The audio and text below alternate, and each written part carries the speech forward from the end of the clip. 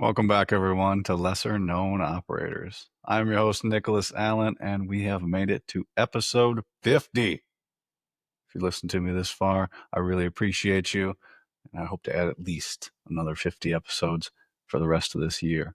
So, my guest today is Garrett Kossick, a Green Beret from 1st Special Forces Group.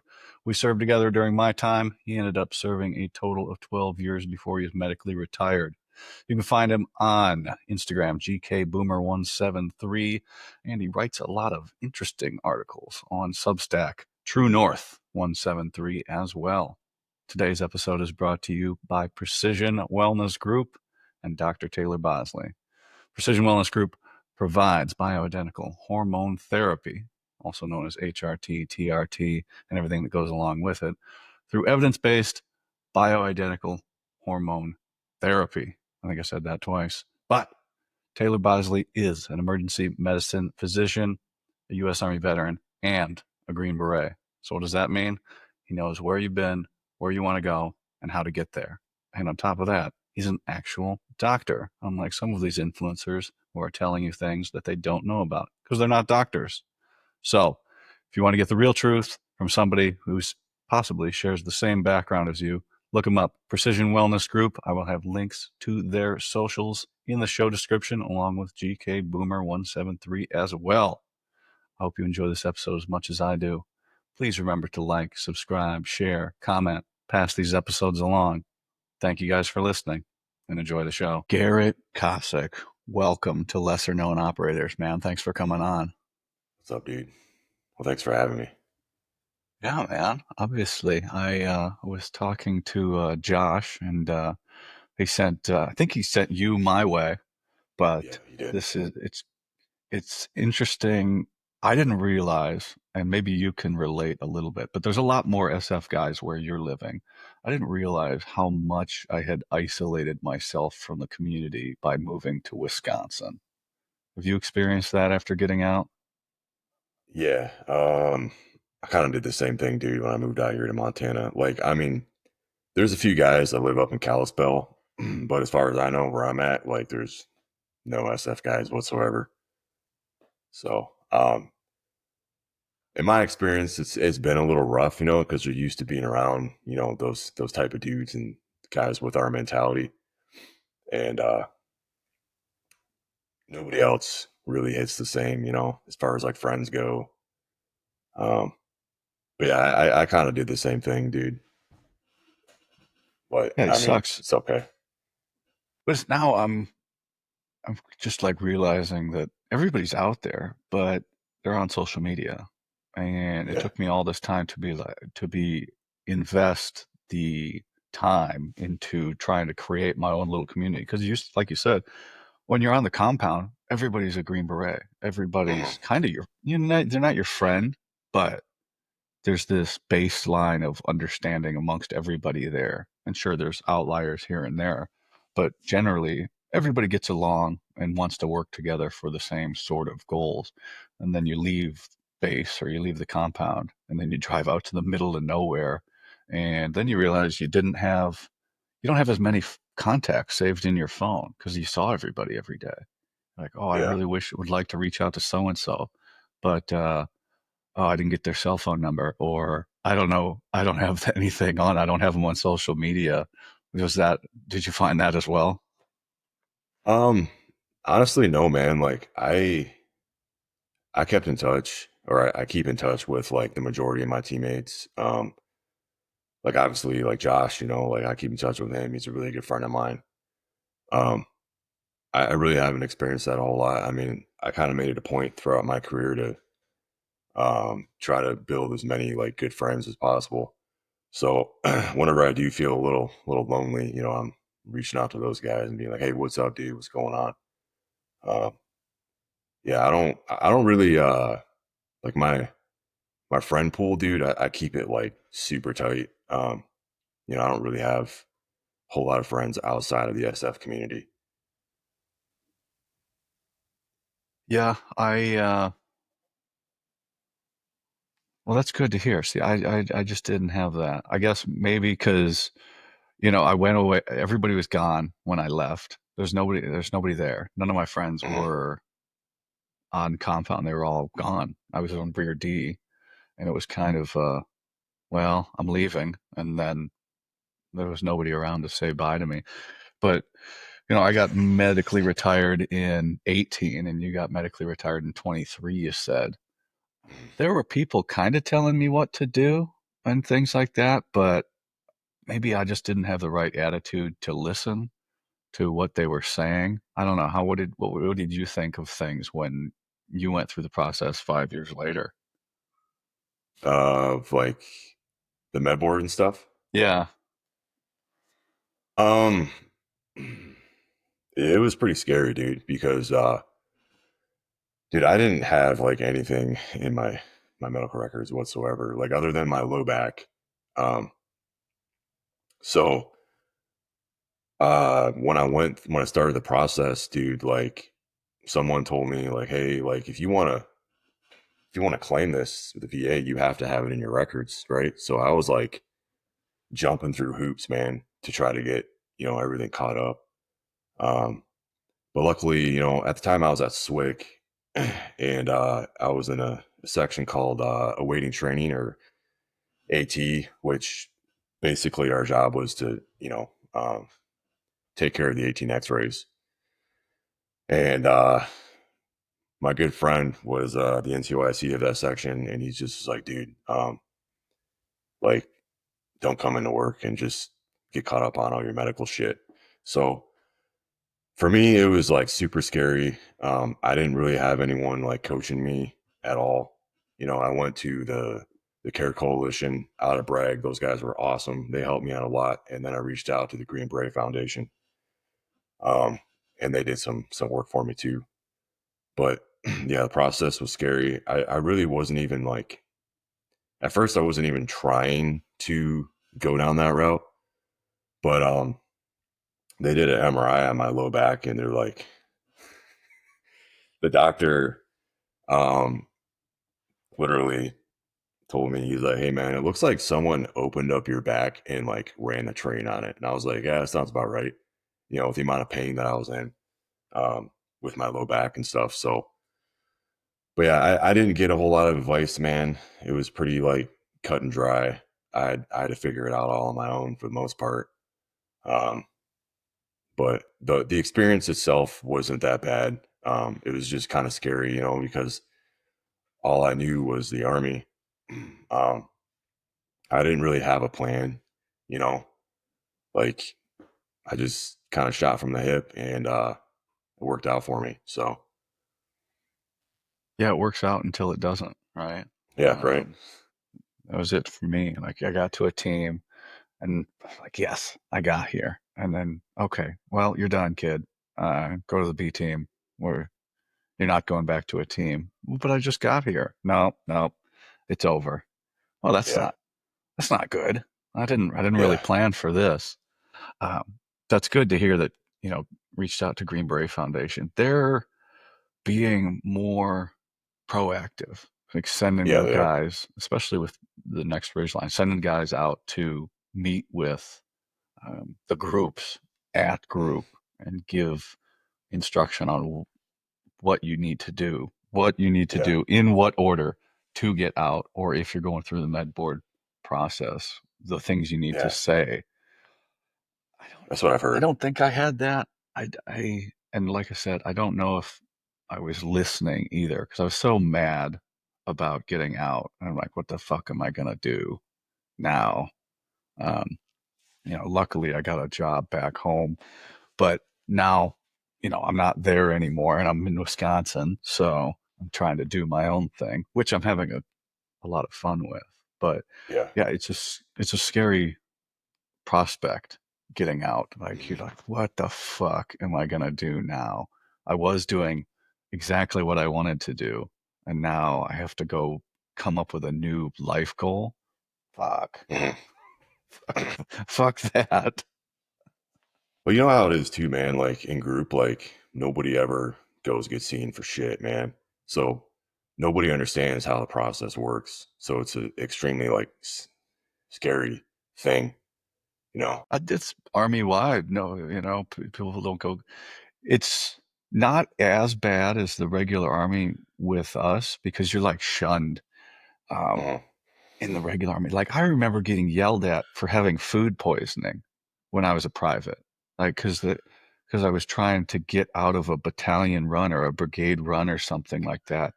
And I'm Yeah, like, in my head, I'm like, I'm the fucking fittest person here. Do you think I'm like trying to sham on a brigade run by faking that I'm sick? And they weren't having it. So it's even more so in the regular army. At least by us, it's more of a gentleman's thing, but you're performing at such a high level, then you're putting all the pressure on yourself to not mhm. let your teammates down. Exactly. So it like flips. It goes from other people shitting on you for getting help to you shitting on yourself for getting help.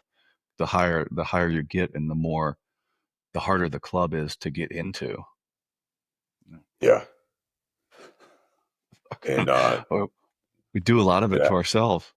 exactly, dude. I didn't even realize like how fucked up I actually was, man. Like once I got in for like a med board, I started getting seen for other things, like TBIs, like fucking sleep apnea, um, tons of shit that you don't even think about because you're just so focused on being a good Green Beret.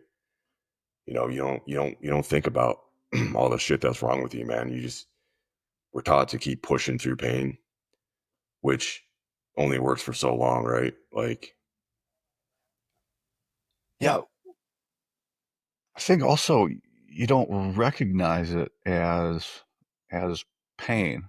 Have you seen that stupid meme? It's really good. It says, what's your pain? He goes, the guy goes to the doctor. What's your level of pain? Oh, the usual amount. And the doctor goes, the usual amount is zero. It's like, oh, uh, and you think about it, it's a no, like you don't notice that you're, I don't know, you're on the slow decline or slow incline of your pain threshold goes from, zero to suddenly every day you wake up and you're at a three or a four.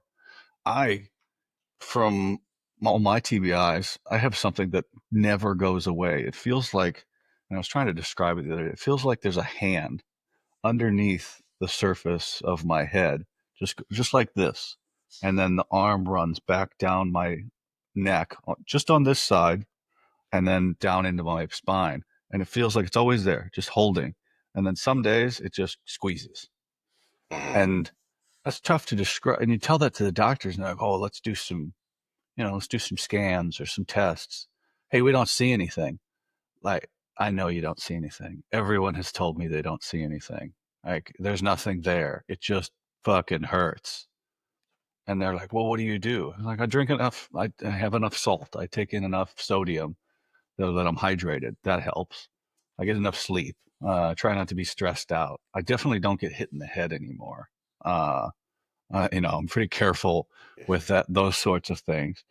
But now they're the new thing, operator syndrome, right? That's the thing that's coming out that we all have to research about. But you know, everybody knew that was a thing. Now it just has a name, like yeah, especially the TBIs and the, um, you know, uh, that leads to hormone imbalances, which can make everything worse. And no, we're not going to get seen for it. No, we don't want to talk about it because you might get pulled off a team. You might have to go to treatment.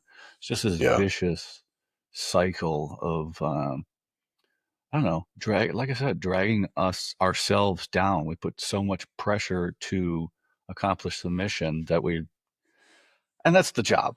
Like, don't get me wrong. Fucking, that's the job. Like, we signed up to do the fucking cool shit, and we get the cool stories, and we got the title, and we get whatever the T-shirt when we're done. But I think they're finding better ways to do it than just smashing your head through a wall, and how we've done it for all the generations up till now. yeah. I mean,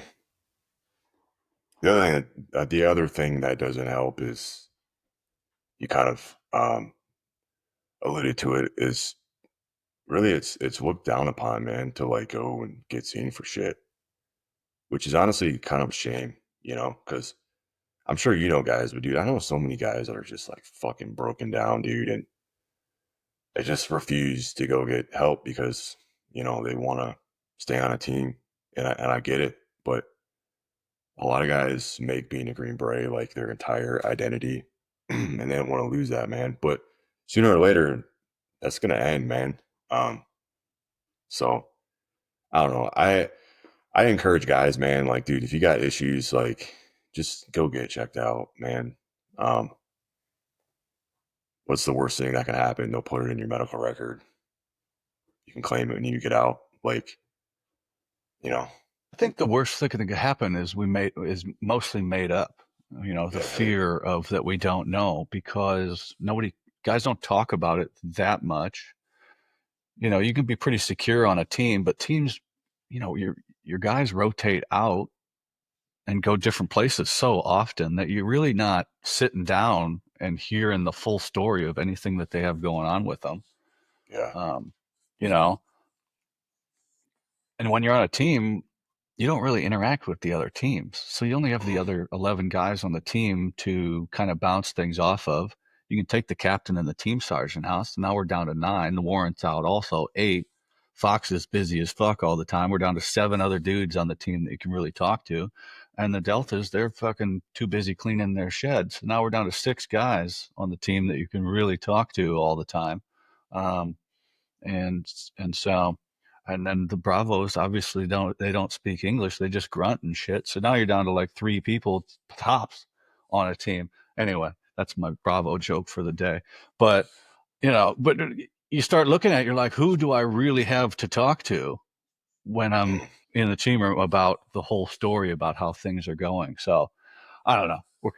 And now this conversation, it sounds pretty negative, like everything, yeah, but it's still a fucking cool gig. But there's a price to pay for all the shit that we had to do. And then when you get out, you realize, fuck, I didn't go to the doctor and get all this shit written down or anything like that. And now I'm in deep shit. But there's more programs and things like that and stuff like that. But what did you do to your back to get it all fucked up? dude. I don't know, man. Like, I originally hurt my back in the Q course. So back in back in the day, I guess you can call it. So after you get done with selection, they had this phase called IUW. I don't know if they were doing that when you went through When did you go through the course? 2012, 2013 timeframe. Okay, I went 13, 14. So yeah, I did IUW as well. Okay. For those listening at home, I think it was in the course for 3 years. Yeah. Um, Ish. and you had to do selection over again. Yeah. It wasn't as stringent as selection. Well, maybe it was.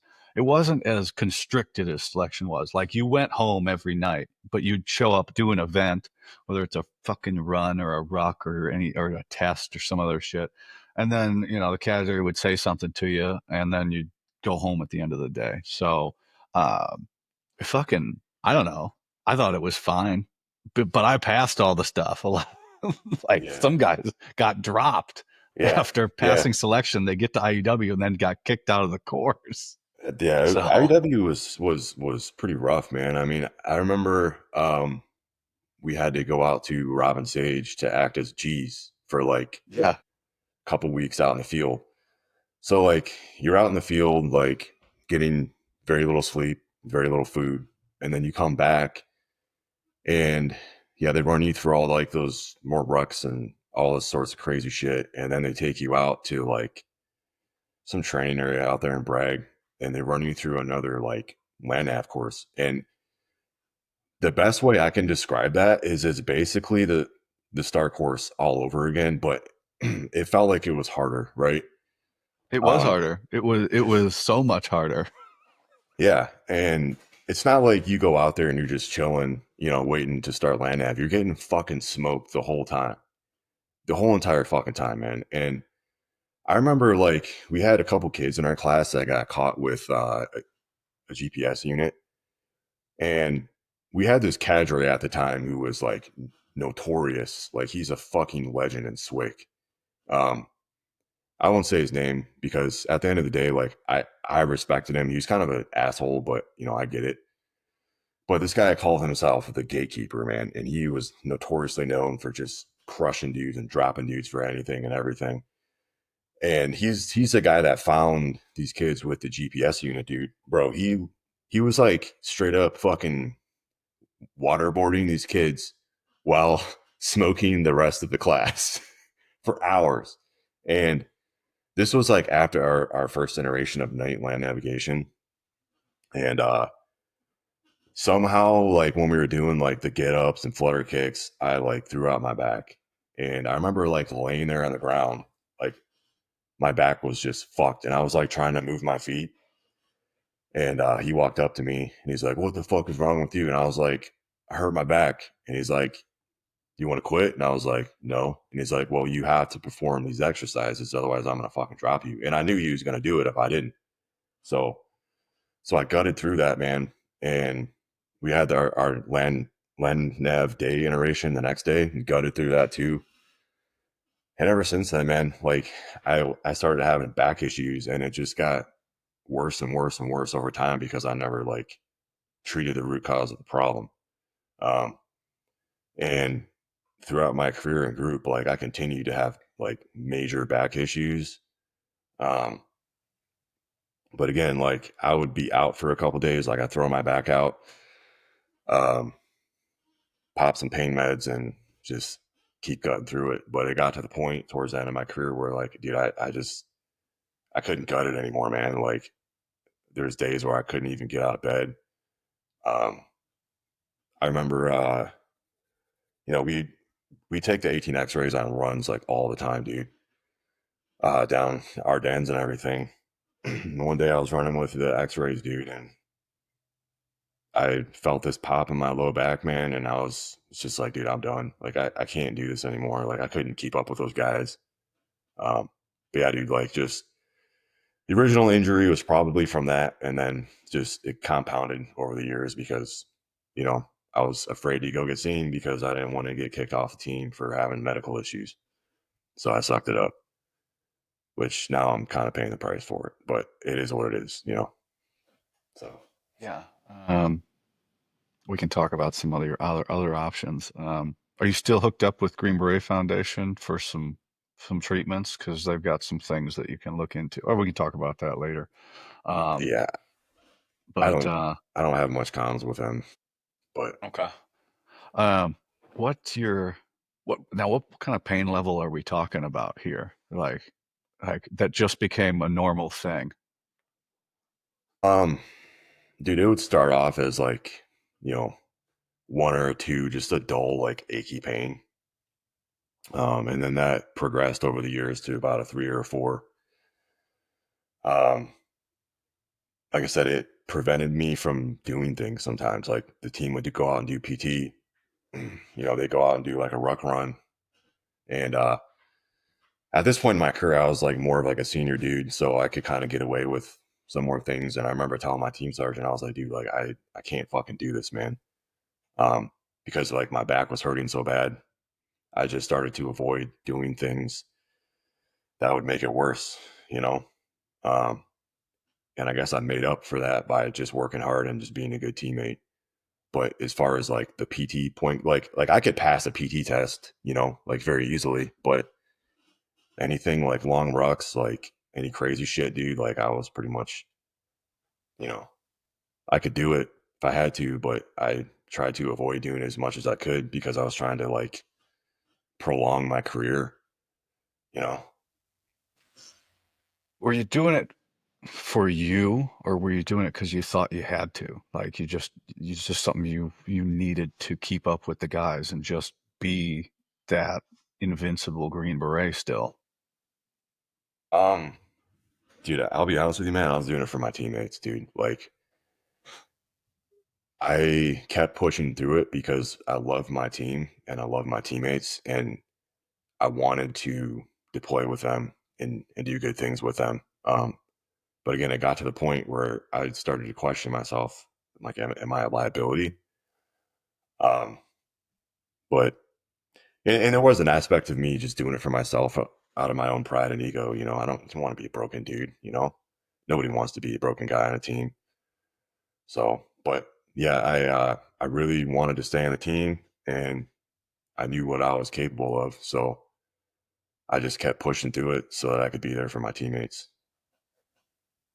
You said liability. That's a tough one when you finally come to the realization I could get somebody else hurt or killed here if I'm not able to do the things I'm supposed to do.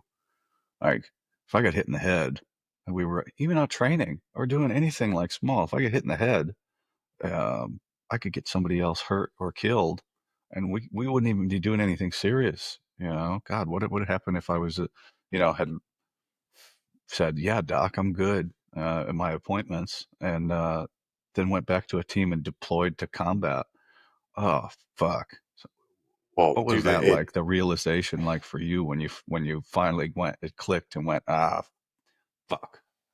yeah. So that actually happened in Afghanistan, dude. We're um, on this operation, and I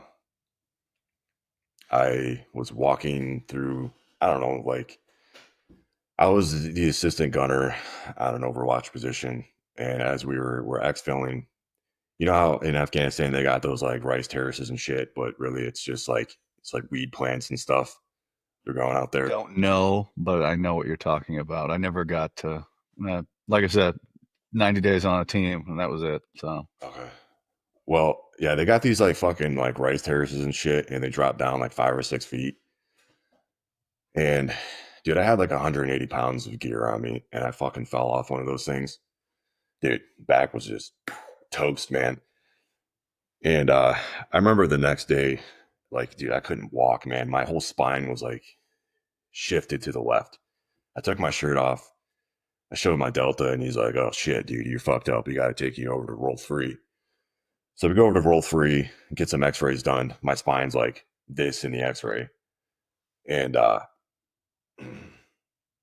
dude, I couldn't go out on any operations with my team, and I felt like a bitch. I felt guilty. I felt bad. And at that time, we only had one echo. I was the only echo because my junior was back in the States. He had a baby and everything, so we deployed late. They went out on an operation like 4 days later and had to take some support kid with them. Not that this kid wasn't capable of like making comms and shit, but that kid wasn't a war fighter. You know, he wasn't, tactically inclined like we are. So, I had to stay back from this mission. And that was when I realized I was like, dude, like, this is probably it for me. This is probably going to be my last like hoorah in the army because like I can't keep going at this pace. Which is kind of why I volunteered for SWIC. Like I volunteered for SWIC because it was a last ditch like desperation attempt for me to like get time to like fix myself. But even when I got there, and once I talked to the medical professionals, they're just like, dude, there's your back's fucked, man. Like you can't do anything. Like we can do surgery, but you're probably just gonna fuck it up again. So your options are get out. That was my only option. So, but yeah, man, that's that trip to Afghanistan. About halfway through that trip, I realized that you know I was starting to become a liability. At least I felt that I was. So the rest of the trip, dude, I was just popping pain meds, um, tons of ibuprofen, and just cutting through it. You know. But what's the team sergeant think at this time? um,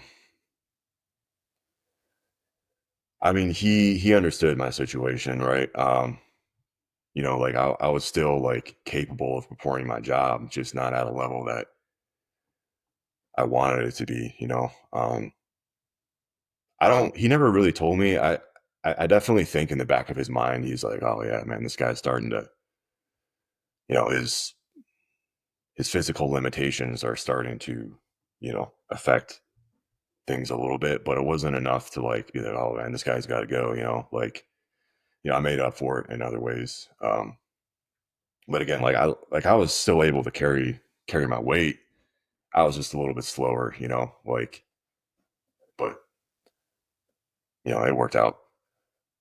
Well, yeah, right. You still got to do the job. Mhm. You got the tab, you got the beret, you got to do the cool guy shit and the time. But you know, it's kind of a bummer. Yeah, I don't it know, man. definitely is, man. I I used to I was real hung up on that I didn't get to do a lot of things when I was in and really bothered me. And then I just even from starting to do this, I'm like, nobody cares. Nobody cares but me. And I'm just the one sitting with it and being angry about it. Like I did everything I was asked to do. I went as hard as I could. Yeah, I probably, I probably should have volunteered for SWIC. That would have just prolonged. I would have just, I would have got 3 years, maybe 4 years from there and come back and I would have always been hiding, like hiding out. And that's no way to kind of have your career, right? Just hiding from the fact that you need to take care of yourself Yeah, for a certain point, and that's astounding. Like you got hurt in the Q course in IUW, so this went on for 10 years yeah, of dealing with this until you got medically retired. That's fucking crazy, but not it's that's not uncommon in group. yeah, Maybe your back's if your back's fucked up, you're hurting.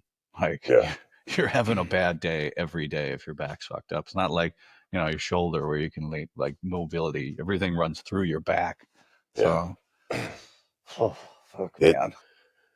yeah, dude. It definitely bothered me because, like, I always felt like I couldn't give 100% at the physical level, and I wanted to, but I just simply couldn't. And yeah, dude, it wore on me like a lot throughout my career, And like I said, I found myself when I got more like seniority in group, I would just luckily again I had teammates that understood. My team sergeant understood, and I would just avoid doing like any like hardcore shit, dude. So Yeah, yeah. How do you think about it now, though? Did you is do you ever? Because I know I second guess. I was like, oh, I should have done this. I should have done that. Do you still like I could have eked out a couple more years if I would have done this, or I could have hid out some more. Do you think about that still? Or are you okay with it? no, I don't have any regrets, dude. The only regret I have is I didn't take enough fucking pictures, man. I look through my phone, dude, and I'm just like, dude, I don't have I it. don't have enough pictures, man. Like, what the fuck, dude? I should have taken more pictures because I like to reminisce sometimes, and I'm going through my photos, and I'm just like, oh, dude, I should have Yeah. recorded this, or I should have taken a picture of that, and I didn't do it. you know? I same. It's almost universal for everybody, especially the smaller the unit, less people to take pictures. Like if you're in a Yeah, regular army unit, there's just more people taking more pictures and sharing in the groups and everything like that. So there's more chance of getting pictures of you.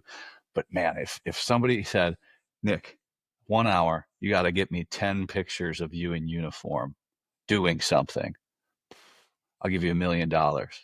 I don't think I could get halfway there in an hour of of digging. I might be able to, but I don't know, and that's really disappointing because that's all it is memories of and they fade away. You're like, ah, fuck, I wish I would have taken the fucking supercomputer out of my pocket and yeah, taken a picture of the guys when we were having fun, when we actually were having fun or not having fun. Those times are fun too when it all fucking blows, yeah, you know but dude. whatever. It's like your time in group goes so fast, man.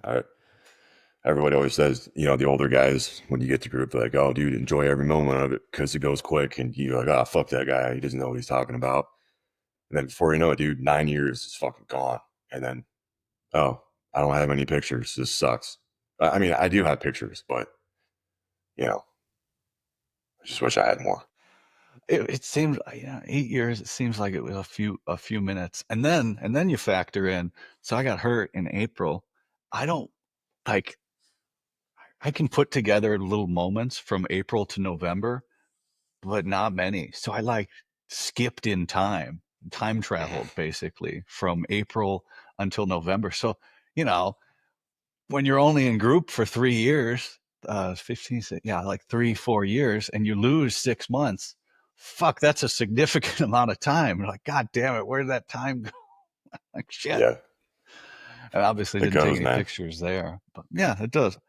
But I had fun, and it's, I don't know, it's allowed me to like start this, um, because you just kind of get pushed into like a different role. People ask me, Mhm. why don't you do like the shooting or the tactical stuff? I was like, I didn't get to do any of that stuff. I don't have any of that experience.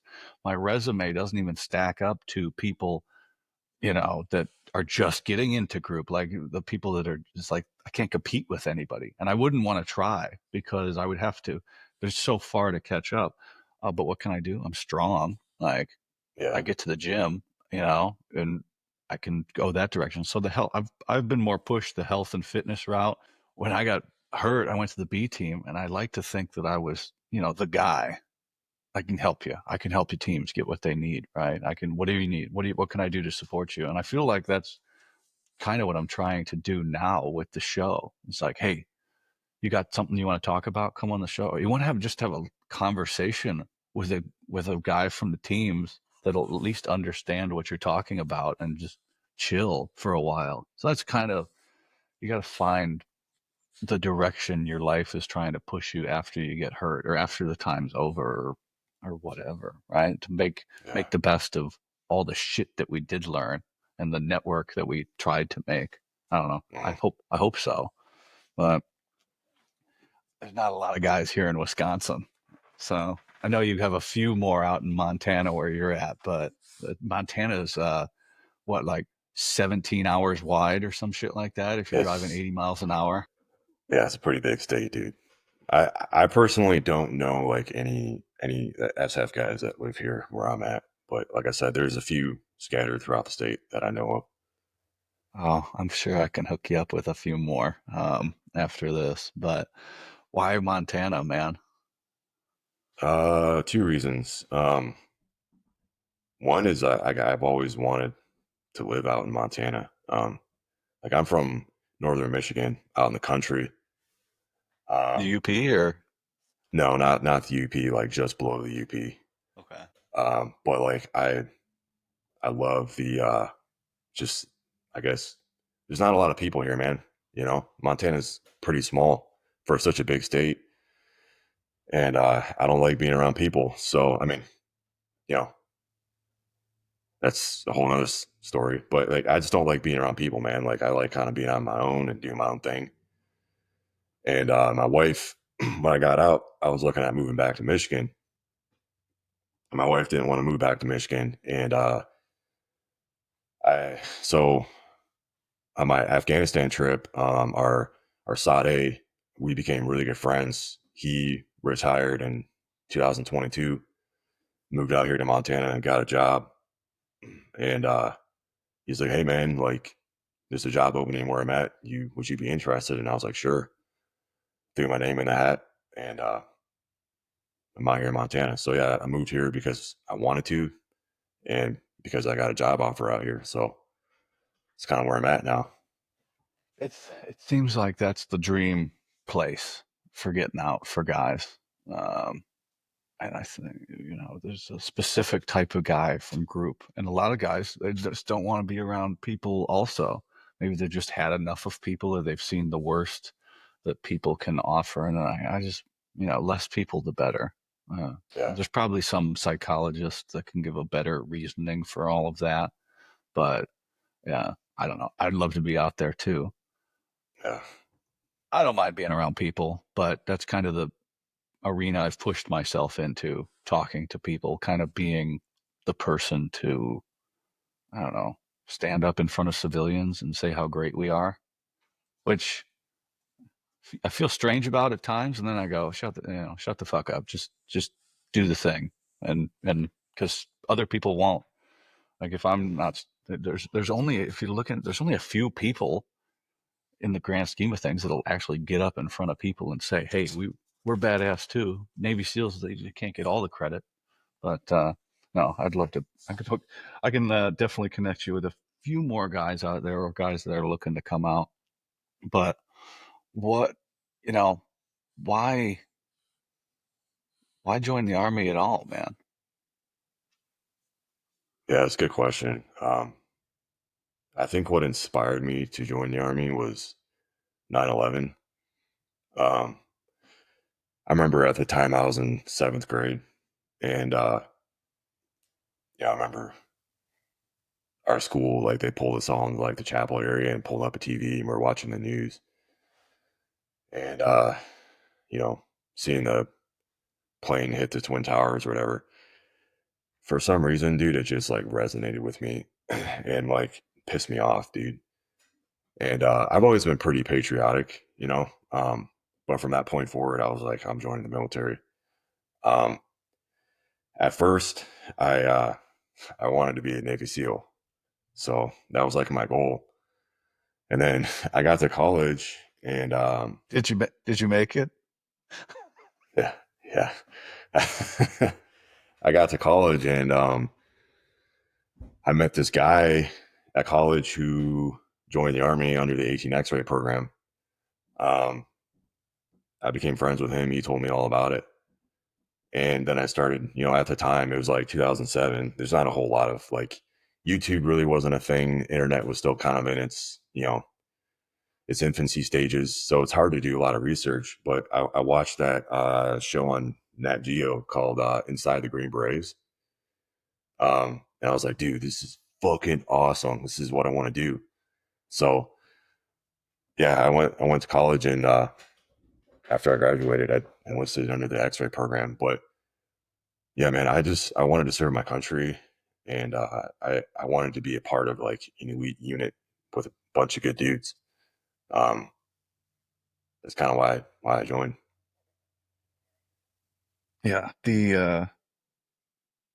I had the most amount of guests, the highest concentration of guests on my show were X-rays that went to selection from like 2003 to 2008, like the brutal years.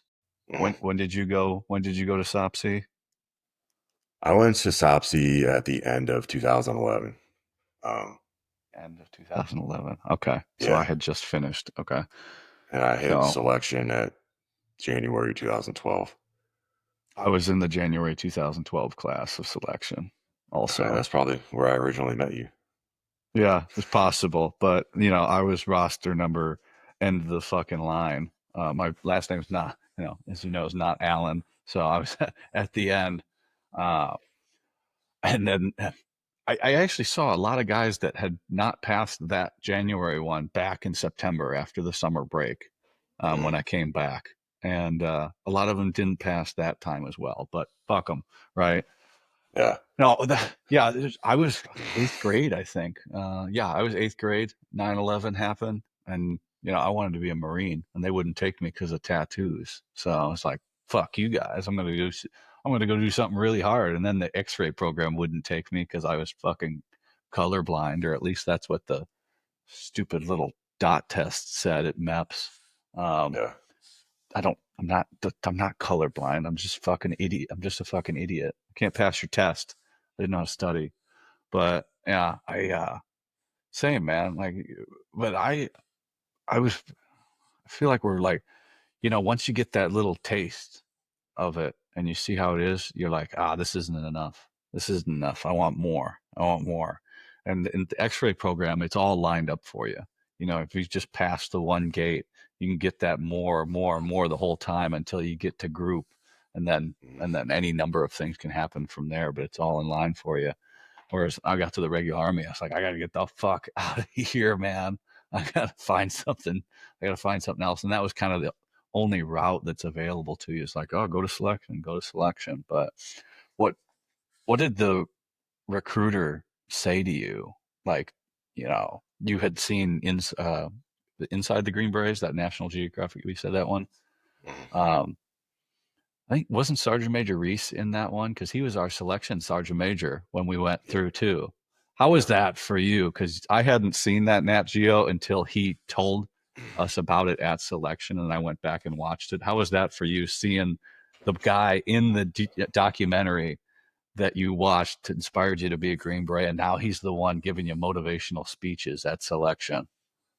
Yeah, it was fucking surreal, dude. Like when I saw him, I was like, dude, this guy is like my role model, bro. Like this guy was on a show that inspired me to become a Green Beret, and he's like now the sergeant major of selection, like giving me all these like dope ass fucking speeches and shit. I was like, hell yeah, man. It was weird. Like at that point when I saw him, like I knew that that was like my destiny was to become a Green Beret because like you know how they say the stars gotta align in the key course and everything. Like that was when I realized I was like, dude, like I'm fucking doing this shit. You know, like that guy was cool, dude. That guy was so cool, man. He was like the epitome of a Green Were Beret. you in the formation? I don't know if it was the first time or I went the second time because he was there both times. And he said this phrase, and I still, it's my favorite phrase that anybody has said from my military services. He said, you're going to meet some great guys, and then you're going to meet some not so great guys. I've worked with guys on the team that I wouldn't piss on their face if their teeth were on fire. And I went, "Oh, what the fuck did you just say?" Like, were you in the formation during that for that one?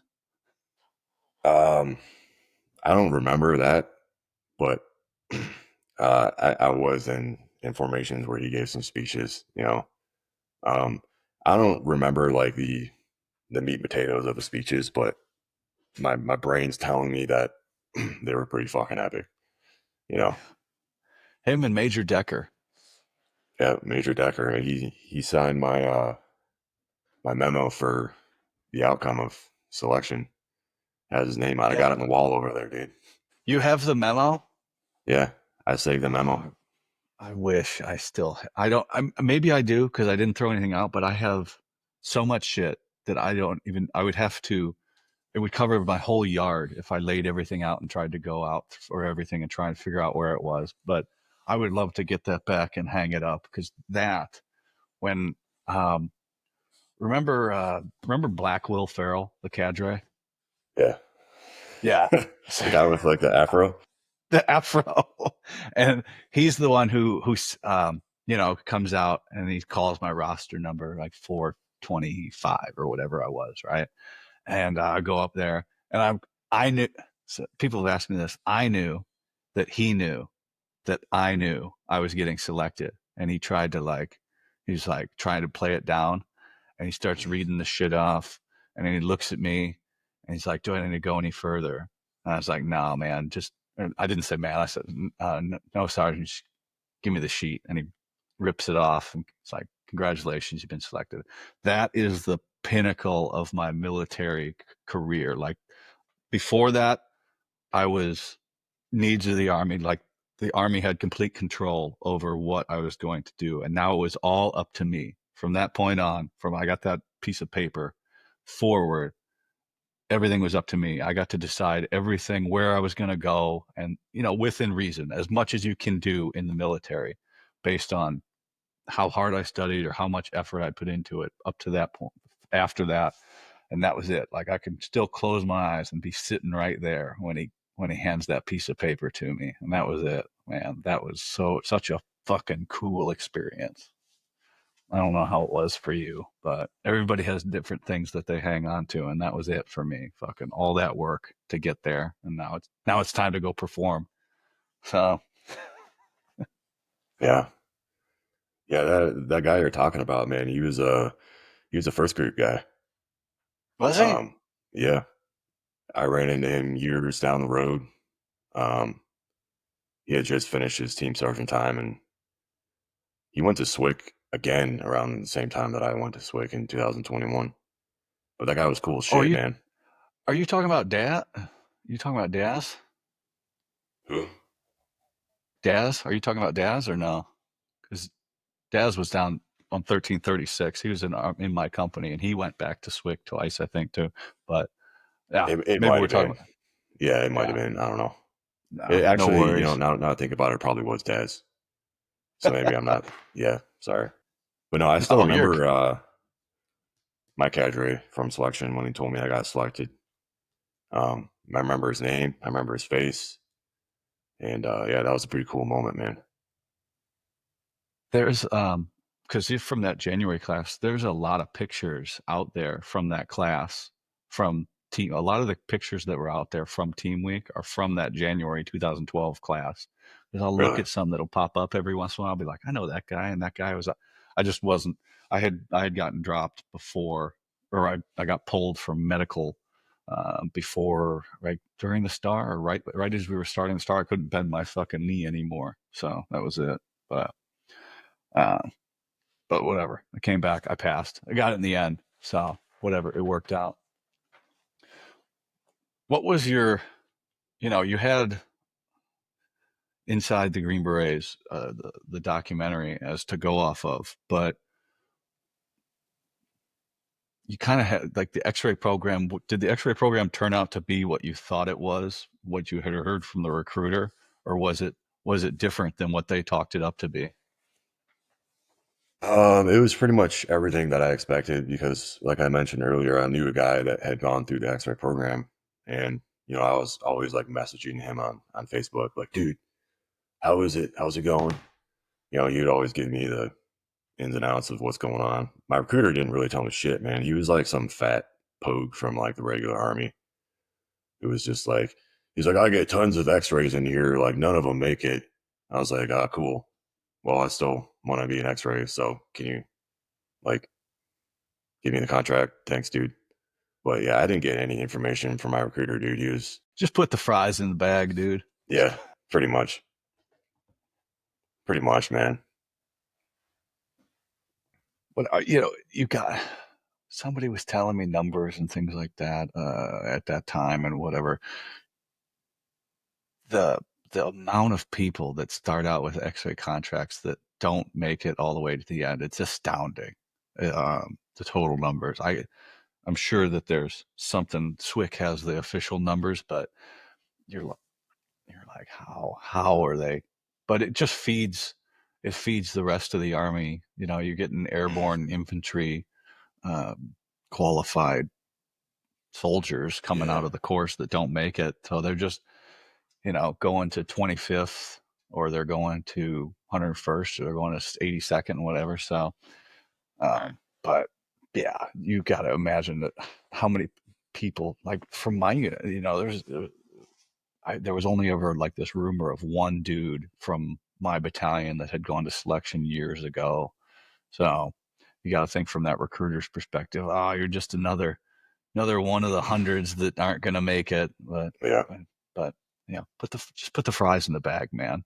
Did you like? You can't know that you're going to make it, but what was your mindset going into it? Like just full confidence. Like if anything that comes my way, I'm going to be able to handle it.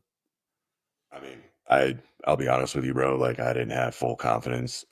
I've grown up as a kid. I always had a hard time with confidence. I didn't have a lot of it, but I did know that I was capable and I had the heart to do it. And my mindset going into it was, I'm going to do this or I'm going to die trying. Like, that was my mindset. And that's what I told, my students when I became a cadre. I was like, your mindset needs to be like, you have to be willing to give up everything to become a Green Beret. And that was the mindset I had. That was what I was ready to do. And that's what I did. Really, it's the only way, dude. Like, you can't do it any other way. I don't see how it would be possible. You can't have distractions. You can't have this and that going on over there. You got to be 100% laser focused. You got to want it and want it bad enough that you'd be willing to die to get your tab and bray. And that was me. That's how I felt. So, Yeah, and I try to stay away from like the cheesy saying because I've said this to other people and they've agreed. Right? It's like, the stupid saying, "Failure was not an option." mhm, Well, it just didn't fucking exist. It was I show up, I do what they asked me to do, and then I go home and drink, like go hang out and just relax. Right? That was it. It was just do, and then you're done. There was nothing else.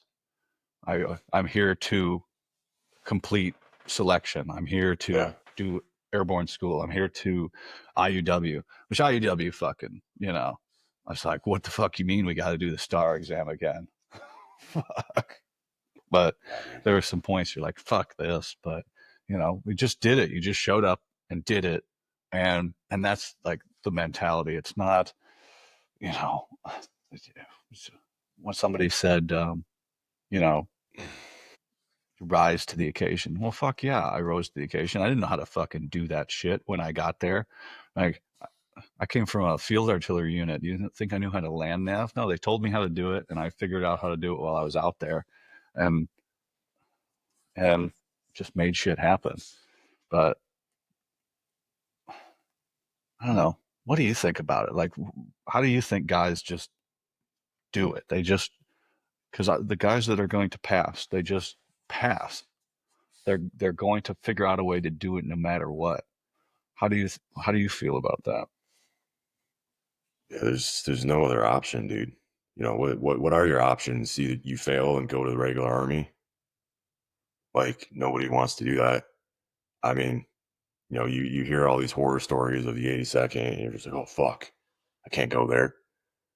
But yeah, man, like I said, it's just the mentality that all we all have in common is, you do this or you die trying. You give it everything.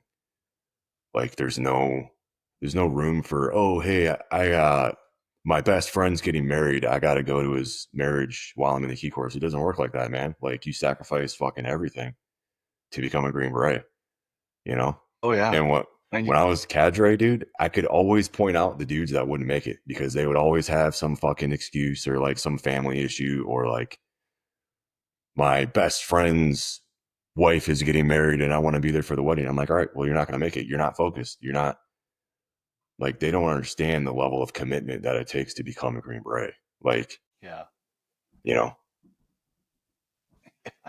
yeah. Uh, you can't have anything going on, and if it is going on, you just can't give a shit about it. yeah, Are you you said with going to be um, a G out at Robin Sage? I got a toothache coming out of Robin Sage, and we had to start. What the fuck was it? Something the day after or something like that. Maybe it was IUW. Start the gates or some shit like that. And I'm in like pain, like my tooth. And I just went to an off post dentist and I had him pull the tooth instead of going to sick call and taking care of it and then yeah, getting a dental appointment, having to recycle. I just went to an off post dentist and had him pull it. I ended up getting like dry socket, which was incredibly painful. So I had to go to sick call anyway because with some of the deltas, they're like, oh yeah, Nick needs to go to sick call and take care of this. So it worked out. I was okay, but I didn't have to recycle or I didn't have to make a dental appointment, and that was what it was. Like even that level of guys, they would get hurt and they would pay money out of their own accounts to go off post to get mm-hmm, treated for some being fucked up so they didn't have to get recycled. That yeah, I mean, we're borderline fucking psychotic here, in our attempt to accomplish some of these things. And not saying we're better than anybody else. That's just oftentimes if you didn't make those sacrifices, you're gone. You're going to the 82nd, or in your case, you don't even know. So it's all just rumors, right, of what the regular army is. And you're like, I don't want to do that. I just want to stay here and do what I'm doing. I'll do fucking anything to stay here. And that bleeds over into when we get to group. You're hurt, you're fucked up, and I'm going to do anything to stay on a team, anything to stay in group. And the moment you think, the moment that you stop and take care of yourself, you're gone, which isn't the case. Isn't always the case. Like there's a lot more leeway once you're have your tab and your beret and you've established yourself on a team. But that takes 3 years, right, to establish yourself in group. So you got to gut it yeah, out that time. Um, yeah, dude. And plus, during that time we were going through the Q course, man, like they were dropping dudes for fucking anything. You know, I'm sure you remember it, dude. Like, old boy fucking hurt his toe. All right, you're going to what do you call that? you guys, they were dropping for anything. It started to change when I because I went back and then I took a while to PCS from Okay. Fort Sill. So yeah, I had Task Force Voodoo on the other day. Dave Walton, he does the Ruck Mhm. Up or Shut Up, the instructional for selection, how to get selected, and all that other stuff. Mostly land nav, and he said that was a strange time in the course. They kept adding things and taking them away and fucking with the process and moving things around, and because what they're seeing, the needs from group and things like that. And then you got to think about what year it is, right? We got 10 years. So every cadre coming in is, I don't want to speak for the cadre. In my mind, every cadre coming in is either needs to take a knee or is just coming out of combat. Either way, not a great attitude to have when you're dealing with um, new students that your life could depend on these guys down the road, and you're taking it very seriously. Sometimes, probably way too seriously. And then, management, leadership is fucking with how you're doing things and keeping an eye on the, okay, hey, we're not graduating this many people. And you're just like, well, I can't take my frustration out on the chain of command. So I'm going to take it out on these fucking students. Dude, Not you, speaking you, for everybody, but it shows in the stories of guys that came through at that time. I'm not saying that's how it was. It's just, is the, um, kind of just the melting pot of all the shit that was going on at that time. yeah. And at the end of the day, we're just people. You know that because you went to be a cadre as well. These people, and they get stressed out just like anything else. And the military is a very abusive relationship, and that abuse gets passed down to the lowest member of the family.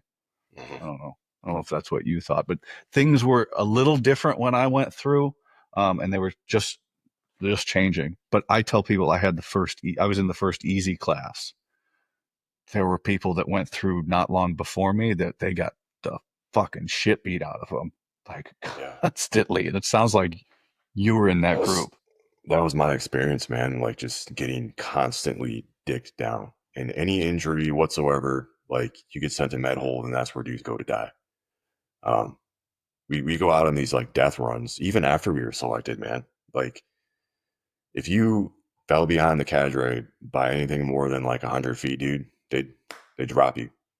It was crazy, man. Like the pressure to like perform was extremely high. Like you couldn't have a bad day um, for a certain period of time. Tons of my buddies were getting dropped. It got to the point where I didn't even want to make friends anymore because all my friends were getting fucking dropped out of the Q course. So I was just like, oh, I'm just gonna do my own thing, you know.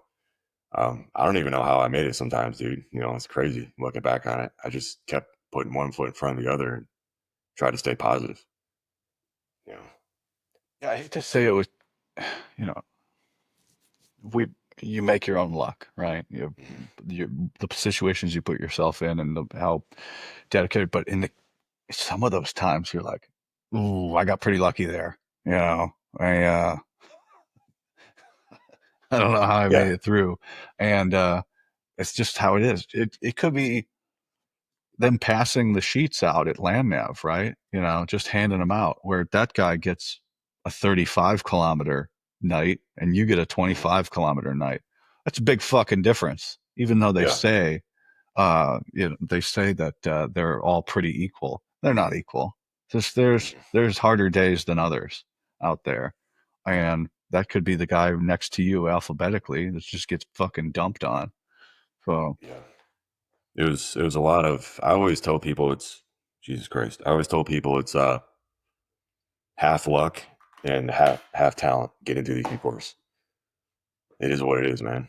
And yeah, it may not be that, but I kind of felt like it was. I was like, stars are aligning. I got to perform, etc. yeah, you make the most of the opportunities that present themselves to you. And Mhm. I joke like I had the first easy class because nobody says that. Everybody says I was in the last hard class. Well, that's bullshit. You had it hard or easy at different points in the course, but you know, I hurt myself at selection. That sucks. But I went back and I knew exactly what was going to happen. It was like cheating. It wasn't cheating, Mhm. but I knew every day what we were going to do up until the last day. They changed the last day when I was there, but that wasn't even that hard. It just fucking sucked. Um, Yeah. so then you go to airborne. Airborne is nothing, and then you go to IUW. Um, Terrible, but I got done on the first day of the star, and I didn't have to do day two. Day two, they had like a 10% pass rate. Day two, so fucking, I'm glad I didn't have to do that. And then that kind of stuff like that just kept happening, where I'd get my go early, and then I didn't have to. It didn't suck as much as like guys that would happen to them. My opportunities came up first early, and then I got mine. So, but guys that were the same team with me, my friends that went straight through with me, right next to me the whole time, had a shitty time. Like terrible, just dragging ass the whole time. But we all like had this group and drug each other through the course all together. We all passed together. I thought that was pretty cool, even though experiences may vary. It all sucked. It just different levels of fucking suck. There is. I don't know. You know But that old saying that it pays to be a winner. yeah. Definitely, Oh, definitely pays to be a you winner in the Q course. oh fuck, like IUW, man, that when they did that star exam, there was well over 200 people out there. 50 dudes passed right at Yeah. 50 the first night, and you got to go home, and a Mm. fucking hurricane rolls in for night two, and those dudes got shit on from the time our bus left the field until they were done the next day. It just started raining, and it rained. They got shit on, and like 20 some dudes passed that second night. It was a massacre. I think they started changing some some things after that because it was such a bad attrition rate for IUW. Um, but I like fuck, well, yeah. If you pay, yeah, it pays to be a winner. I haven't heard that in a while. It Yeah, does. it also didn't help that the cadre that was running IUW at that time was a certain dude from third group who was very angry. Um, so just anything and everything, man. He'd find a reason. Yeah, no, I'm good. So, but yeah, whatever. But if you're listening, you're like, ah, that's just how it was. The course is some guys go across Bones Fort Creek and they don't get wet. Some guys lose their ruck and their weapon and their scorecard, and that's just the way it goes. And they only cross 5 minutes apart, so you can have a bad time and do the exact same things, and it's just harder or easier for different people. And Yeah. very little has is changed across those things. So I don't know. Whatever. Fuck. I think that's kind of by design too, man. The course is designed for that, dude. Like, I don't know, man. Maybe it's not, but it's just Q course is such a fucking wild thing, man. It's unlike anything else in the military, you know? Yeah, it's a stepping stone, right? They're trying to introduce you to shittier and shittier situations. So next time you have to do it, it's easier. Um, why do we do live tissue training, right?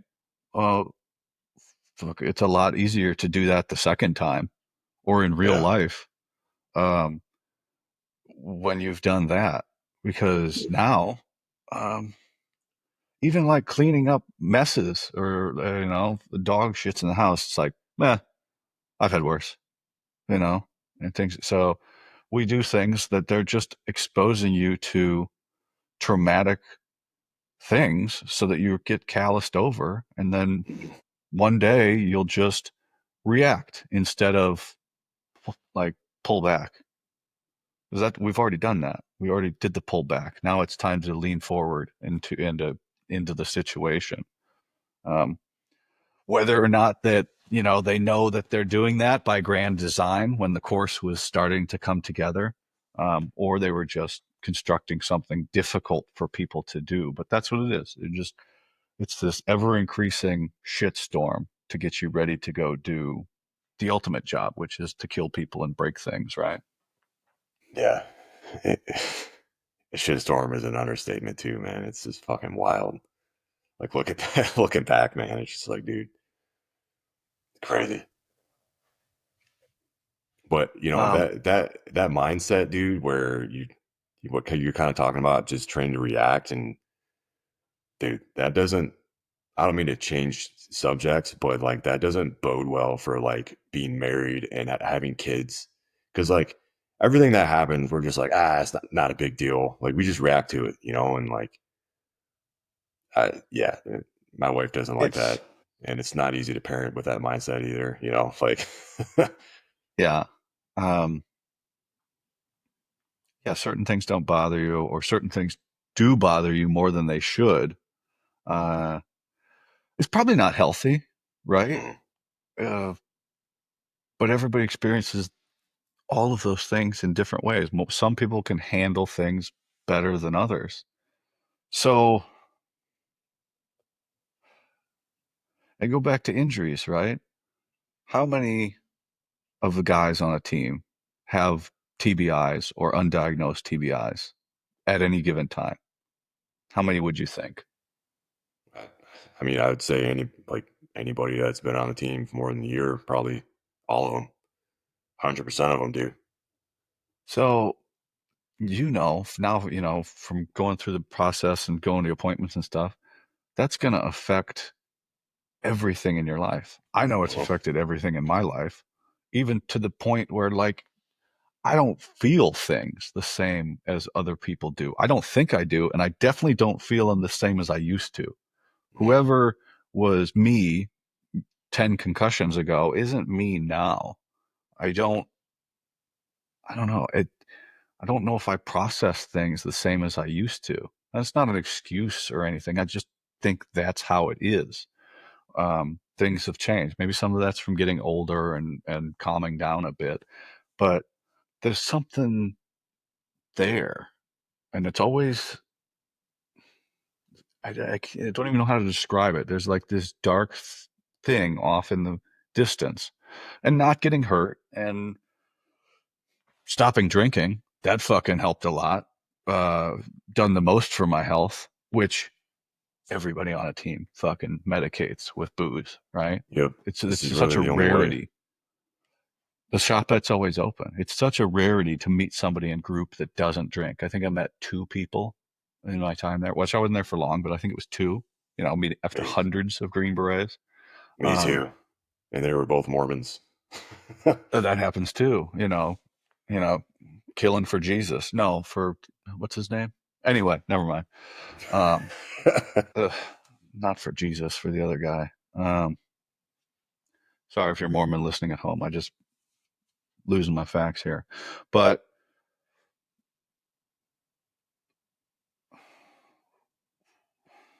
we change.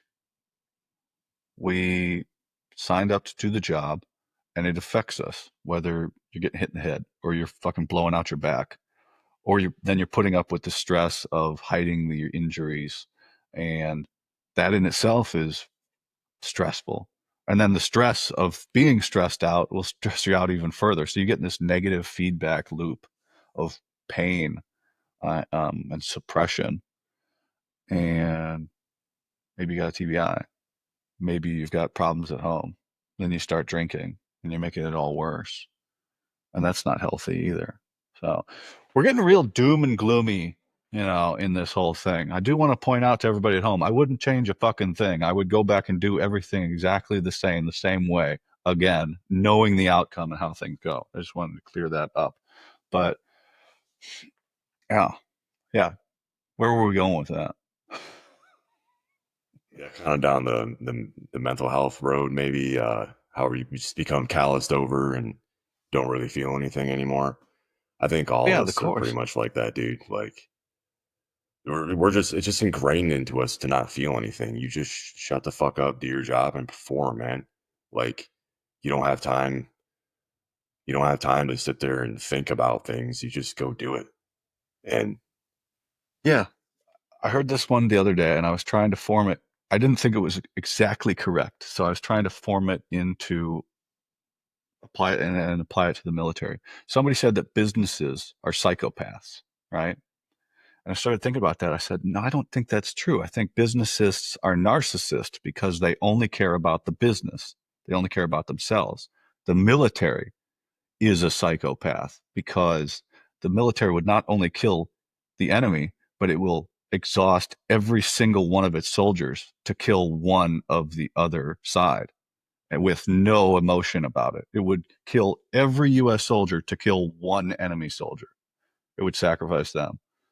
I don't know. I'm trying to draw it, but the military is in itself a psychopath, and you have to embrace some of those tendencies to function and succeed in the military. And then when it's time to get out, you have to not be that person anymore. And the military is going to go bye, and it's just going to keep on going down the road, fucking killing people and breaking shit. And you have to go, well, I've not cared about myself or others for so long. I don't know how to do it anymore. It's not an excuse. We have to we have to learn how these do these things again. But that's kind of something I was working on with, like, why everybody has this slump or this problem when they get out. I don't know what you think about that. I'm trying to work it into some sort of, um, you know, not a theory, but like a talking point when I talk to people about the military. Yeah, there's definitely some truths in that. I mean, I can say personally that I definitely cared. You know, I cared about my teammates, cared about my family. The But person, no, the person cares. Yeah, yeah, you care. Yeah, yeah. But anything outside of that, like, I don't give a shit, dude. You know, like, but yeah, the military is like a bus, man. You're like riding along, and all of a sudden you get dropped off into some shithole, and you just gotta like somehow readjust back into society. And it's not an easy thing to do, especially when you're surrounded by a bunch of civilians who have never faced any adversity in their life, complain about their fucking coffee pot not working, or someone took their energy drink out of the fridge in the morning and they're all making a big deal about it. It's just like it's a weird adjustment, man. It like we're definitely trained to think a certain way, especially as Green Berets, you know, even more to an extreme. And then you get out and you're just dealing with regular everyday people, man, and it's definitely different for sure. yeah. Have you ever heard the phrase, "The worst thing to ever happen to you is the worst thing to ever happen to you"? No, I haven't.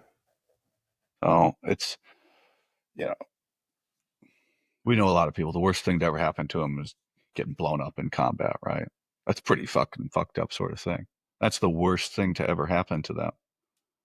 Well, some people that you run into every day, the worst thing that ever happened to them is they may have gotten rear-ended in their car on the way to work and, had to file an insurance claim. That could be the worst thing that's ever happened to them.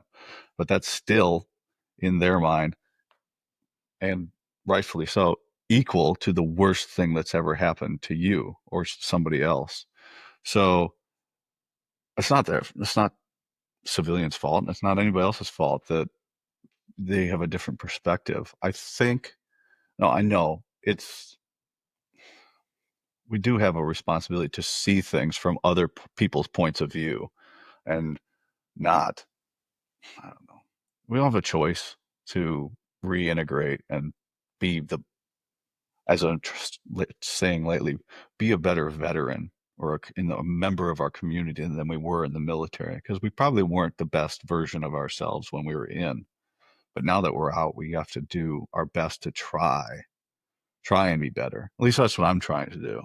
And I'm trying my best. But, you know, it's it's difficult. It's difficult to see other people's points of view and how the way they view things. And no, they're not going to understand. But you're not going to understand them either. But Yeah. this is the situation that you find yourself while you're out. I have to make this work. I had to make things work in the military. I have to make this work now because I've got 10, 20, 30, 40, 50 years left to hang around here. I don't want to be fucking miserable, you know?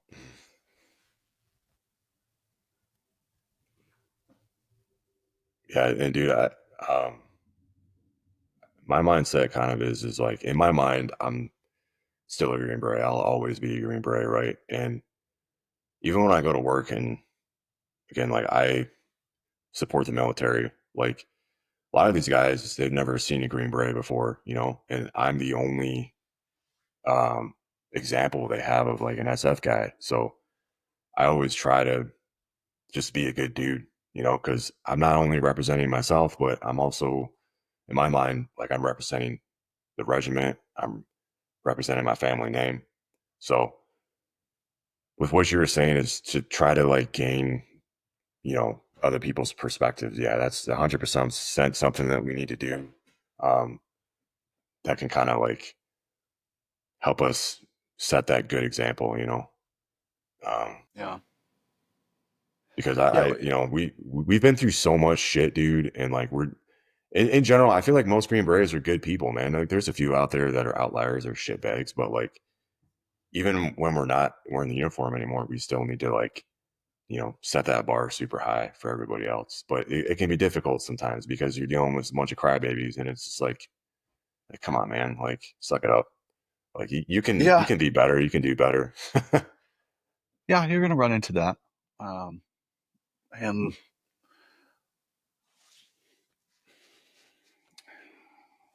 yeah, we're an example, right?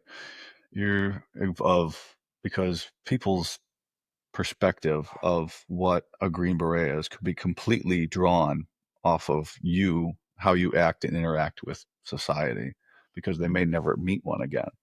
So that's some pressure, and I think that's good as long as you can recognize that and say, "Oh, I'm not just representing me here. I'm representing other people." Um, Other people might not feel the same. They might think, "Oh, that's up to other people to represent themselves." I disagree, but because whenever anything bad happens in the news, we all get lumped in with the bad, right? One bad SEAL or one bad GB or one Raider does something wrong, everybody gets lumped in with them. Um, just the benefit, I should say, and the negative benefit of being in a special operations unit. So there's that. But I think I don't know, I think it's good. Like it keeps us a little more accountable for the things we do. We don't always remember that though. But if you can Yeah, at least have a concept of that is there, that there's people watching you that you don't even know. There's people that you don't even know that you've never met that are keeping tabs on what you're doing and watching things. You might be inspiring somebody to do yeah, something. It's just like that reel I posted last night, right? Somebody could be watching you and you're the whole reason that they have for going on. So try and be good and positive. Um, yeah, but that's a lot of work to get to that point, right? Because, there's this slump when you get out, this transition of, I'm not that guy anymore. I have to go be a different guy. And it's a whole fucking weird thing once you get out. And the point where I'm at now and the point where other people are, we're all different points in whatever fucking journey we're on, right? I'm in a good spot. Like a year and a half ago, I was not in a good spot, not a good example for anybody. Um, and so hopefully I'm not held to who I was, it's who I'm trying to be. So this constant, I don't know, back and forth of what am I supposed to be doing, right? What am I supposed to be doing with my time, and how do I want to do it? What's old me gonna think when I'm of what I'm doing now? yeah. And you know, man, something that society is lacking right now is accountability. And guys like us, you know, who have lived an entire existence of being accountable. You know, again, we're not in the military anymore, but we can still like go out into our community and teach people these types of skills that we learned and make society as a whole around us better, you know? Um, which is kind of why I write, like I started writing, well, for two reasons. I write to process my emotions, and two, because I'm trying to like reach, reach people and be like, hey man, like all of your problems in life can be solved by a few simple things. Like, you know, um, you not only represent yourself, but you represent everybody in your life, man. Like if you make a stupid fucking decision, that affects everybody. You know, same thing on a team, same thing really everywhere you go. You go to work, you make a dumb choice, you're gonna affect everybody. Um, there's not a lot of accountability out there anymore, dude. And like that's one of the things that I've kind of tried to start doing is just like teaching younger generation, like the young kids, man, like be accountable, be responsible, you know, have values and stick to those values and think of other people. It's not just about you, you know. So kind of getting off topic here, but you know. No, the whole thing. I don't know if you're familiar with the podcast. It's whatever comes up, obviously. Like I said, I don't have anything written down about what we're going to talk about. It's just whatever fucking comes up. I generally follow a couple things, because we all have the same path. But no, man, that's great. Like that's my whole negative. Like I like speaking, public speaking, and talking and being in front of people. I have trouble with the sitting down and the writing part. I just feel, I got to force myself to do it. But that's great, man. You can sit down and write. What are you usually writing about? Basically just how to be a man, you know, like again, like my target audience is younger kids. I talk about accountability, responsibility. I talk about work ethic, being a team player, looking out for other people, you know, telling the truth. You know, you're gonna make mistakes. That's fine, dude. You make mistakes, just don't make the same mistake again and own up to your mistake. Don't be that guy that tries to fucking blame everybody else. Like, oh, I did this because that guy did it. No, you did it because you did it. Like, just be a man and own up to it, you know? But that's kind of like the main overarching topic of my articles. I think I've written like 20 articles now so far. But yeah, it's pretty much just teaching younger kids to not be a shitbag, you know? Like that's kind of like my goal because I don't know if you notice this, man, but I feel kind of over it, especially the last 4 years, man. Like masculinity has been under siege. Um, you know, it's been painted out there in the universe that masculinity is a bad thing. And dude, it's not, man. Like masculinity is a good thing. And these young kids need to understand that being masculine is a good thing, you know? Like, Things have gotten a lot easier in society, right? If you rewind 100 years, oof, right? Let's we go 1925. It wasn't like, you didn't have information at your fingertips. You couldn't call people. Um, Fuck, you didn't even have hot water in your house, right? Um, and then we fast forward, 50 years. Like it just keeps things are there's no I don't want to say there's no challenge, but things are not as difficult, actually difficult, like in real life difficult. Some things are harder to process, like seeing like how connected we are in the news and everybody's opinion on things, but actual physical tough, like to live everyday life, things are a lot easier. There's so much convenience. There's food everywhere. There's power. There's information at the at the tip of your fingertips. It's just not. There's not as much of a call for it. Not saying that it isn't necessary. It's just not needed or perceived to be as needed in society as it was even one generation ago. Right? Um, there's less and less kids getting into the trades.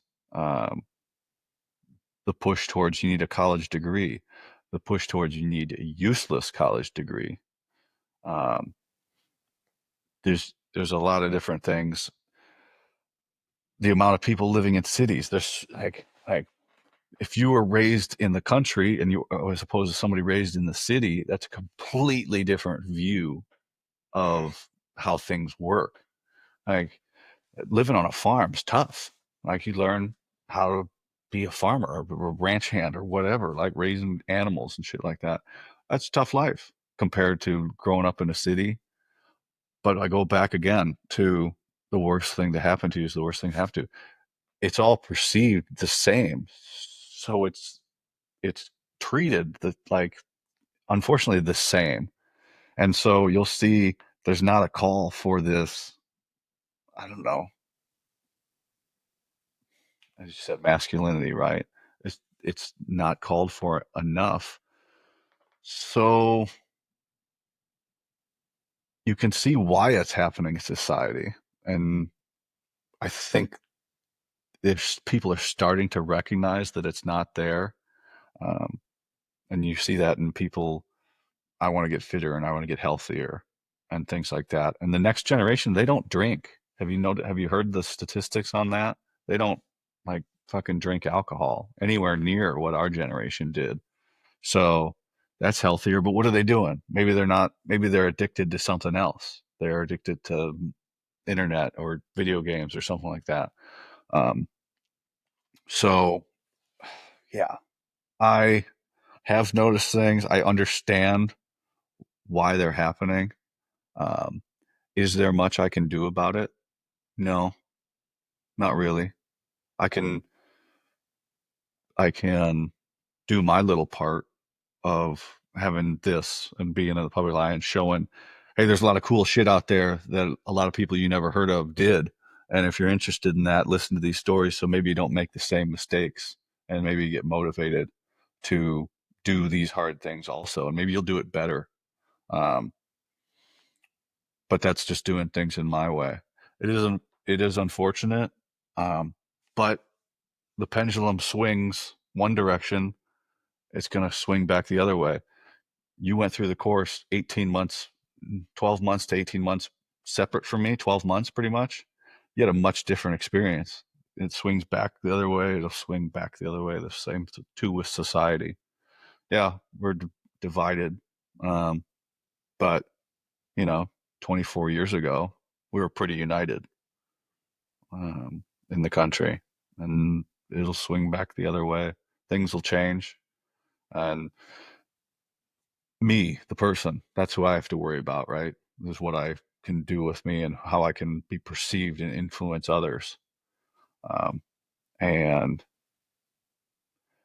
with the division, as I said earlier, like with seeing things from other people's perspectives, at least you can be in there and talk to both sides of the divide, right? And maybe influence people that way. Because if you're on one side or the other, you're not going to be able to reach into both groups and try and pull people together. So Yeah. I think it's a perspective thing, and I think that the overwhelming majority of people are really trying to do the best that they can from their point of view. Um, Maybe that's not always the case or the right way, um, but I really think that the vast majority of people are really trying to do good. They're not trying to do anything negative to affect the people around them. I don't know. Yeah, I would agree with that. I think that's very, very true statement. You know, the media tries to paint this picture, but it's not all true, man. You know? No, you would think that all veterans hate each other. If you followed what kind of you see on the internet or memes or this infighting, that's not true either. I guess that's one of the most fucking supportive communities that there are out there. A million veterans or some shit like that in the United States, and fucking any one of them would sit on the phone with any one of the other ones for hours so that they wouldn't kill themselves because they've had a buddy that's done that. You won't find that in any other community. I feel like a lot of people are like that though. They're just afraid to ask for help or to raise their hand and say, I need a hand or I need some advice, and things like that. But I don't know. I hope we can all be better going forward. That's tough though. Uh, but for me to be able to have that perspective, or you to be able to have a perspective, there's a lot of fucking shitty things that have happened to get to that point to be able to say those things like that, man. You know, it's a tough road. I don't know. Philosophical now. Nothing wrong with that, dude.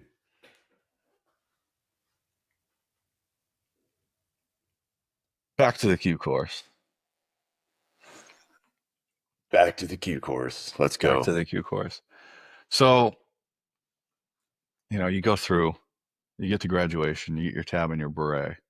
What are you feeling at this point and about the journey? Because now you're going to group, and group, that's a whole different animal. But you're at the top of the mountain for about a week until you get to group. How are you feeling now?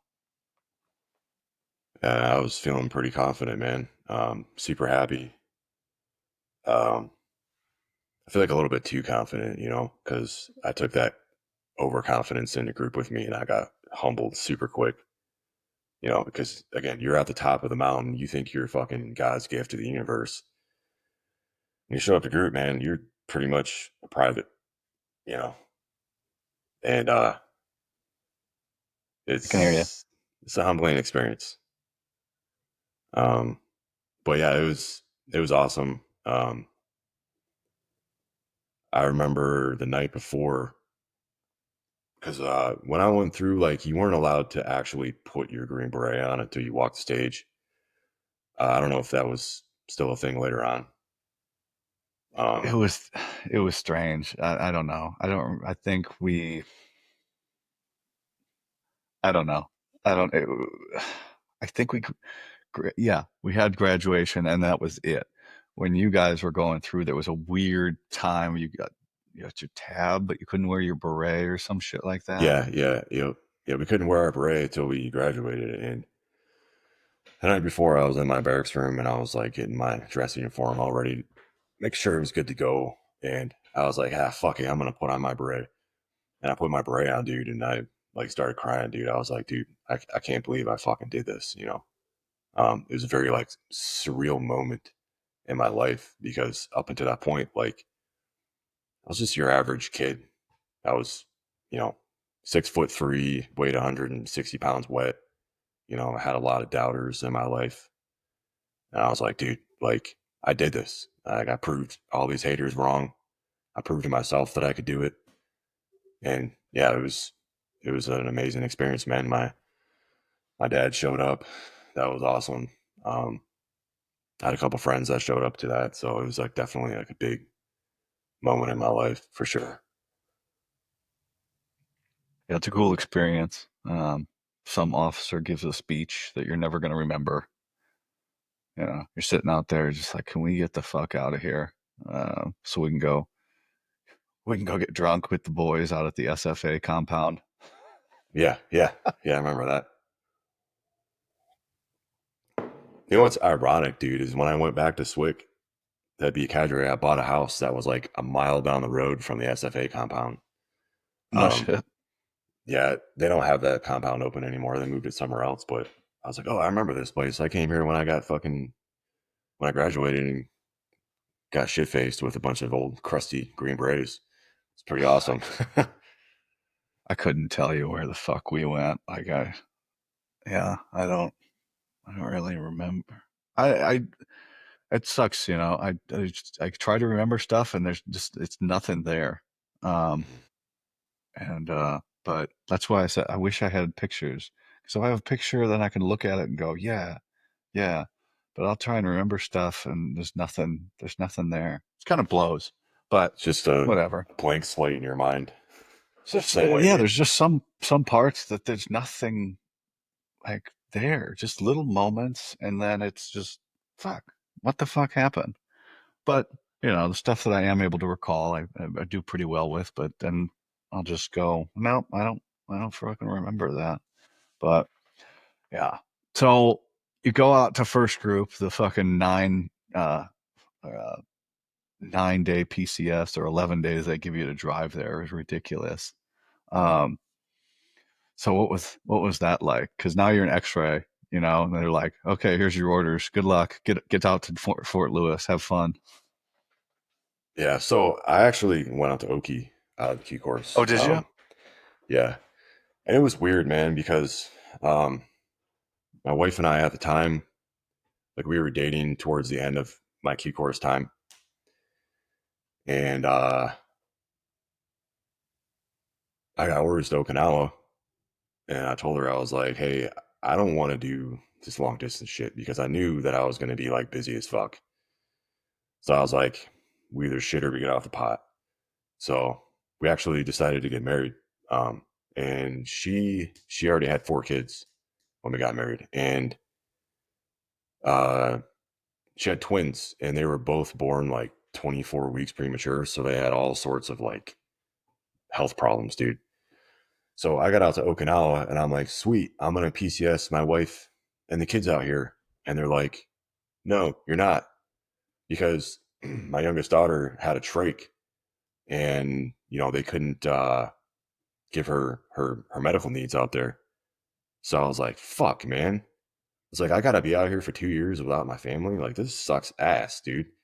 And I was there for about 3 months, dude. And like I'll just say that my first hoorah group didn't go very well, right? Like I was distracted to say the least. Like, my wife was always in the hospital with our two youngest, our twins.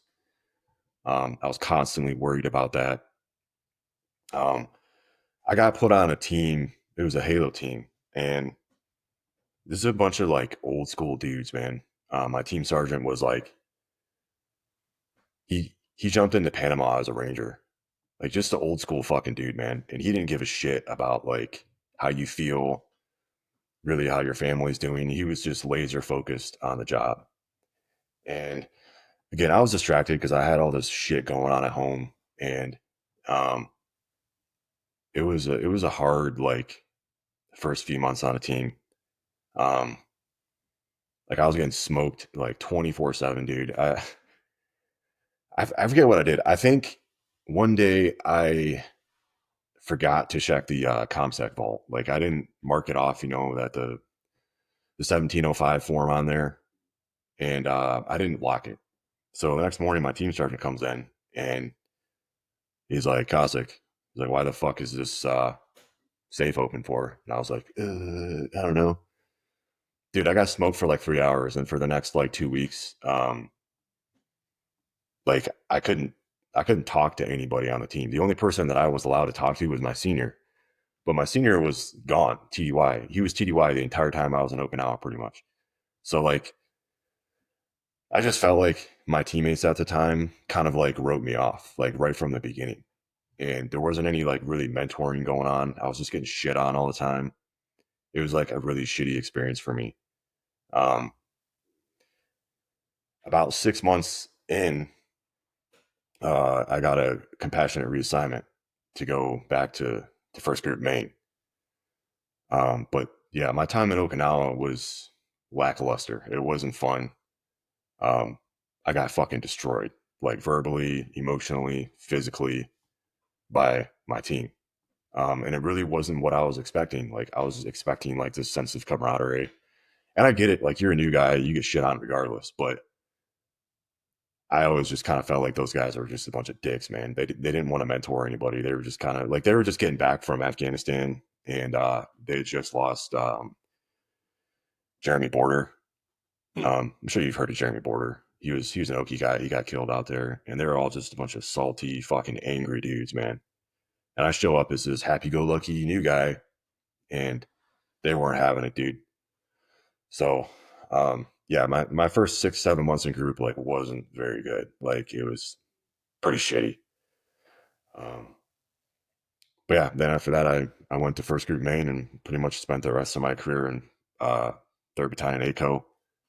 I did a stint up at group as a land manager because again, my daughter had tons of health problems, so I was dealing with that. But yeah, man, I went to first group Maine, got put on a dive team, and it was pretty much the same experience. It was just like, oh, you're not a diver, fuck you. Um, Yeah, you said you're on a dive team. I'm sure you felt or dealt with the same shit. Like, Well, there's only one person we bash on this show, and it's my old team sergeant. Fuck that guy. Uh, I went to a dive team and it ruined my fucking life. yeah, and dude, You you're not know, the only one in that boat, man. I know tons of guys in that same fucking boat, dude. Their career is just for ruined because of some douchebag episode team sergeant. one, episode one with my buddy Colin. He went to the team. He got there right after me, and he didn't pass dive. He came back and he told the team sergeant, "I'm not going. I'm not going back to dive." You know, he sent him off, and he came to the B team with me. I'm like, "What's up, dude?"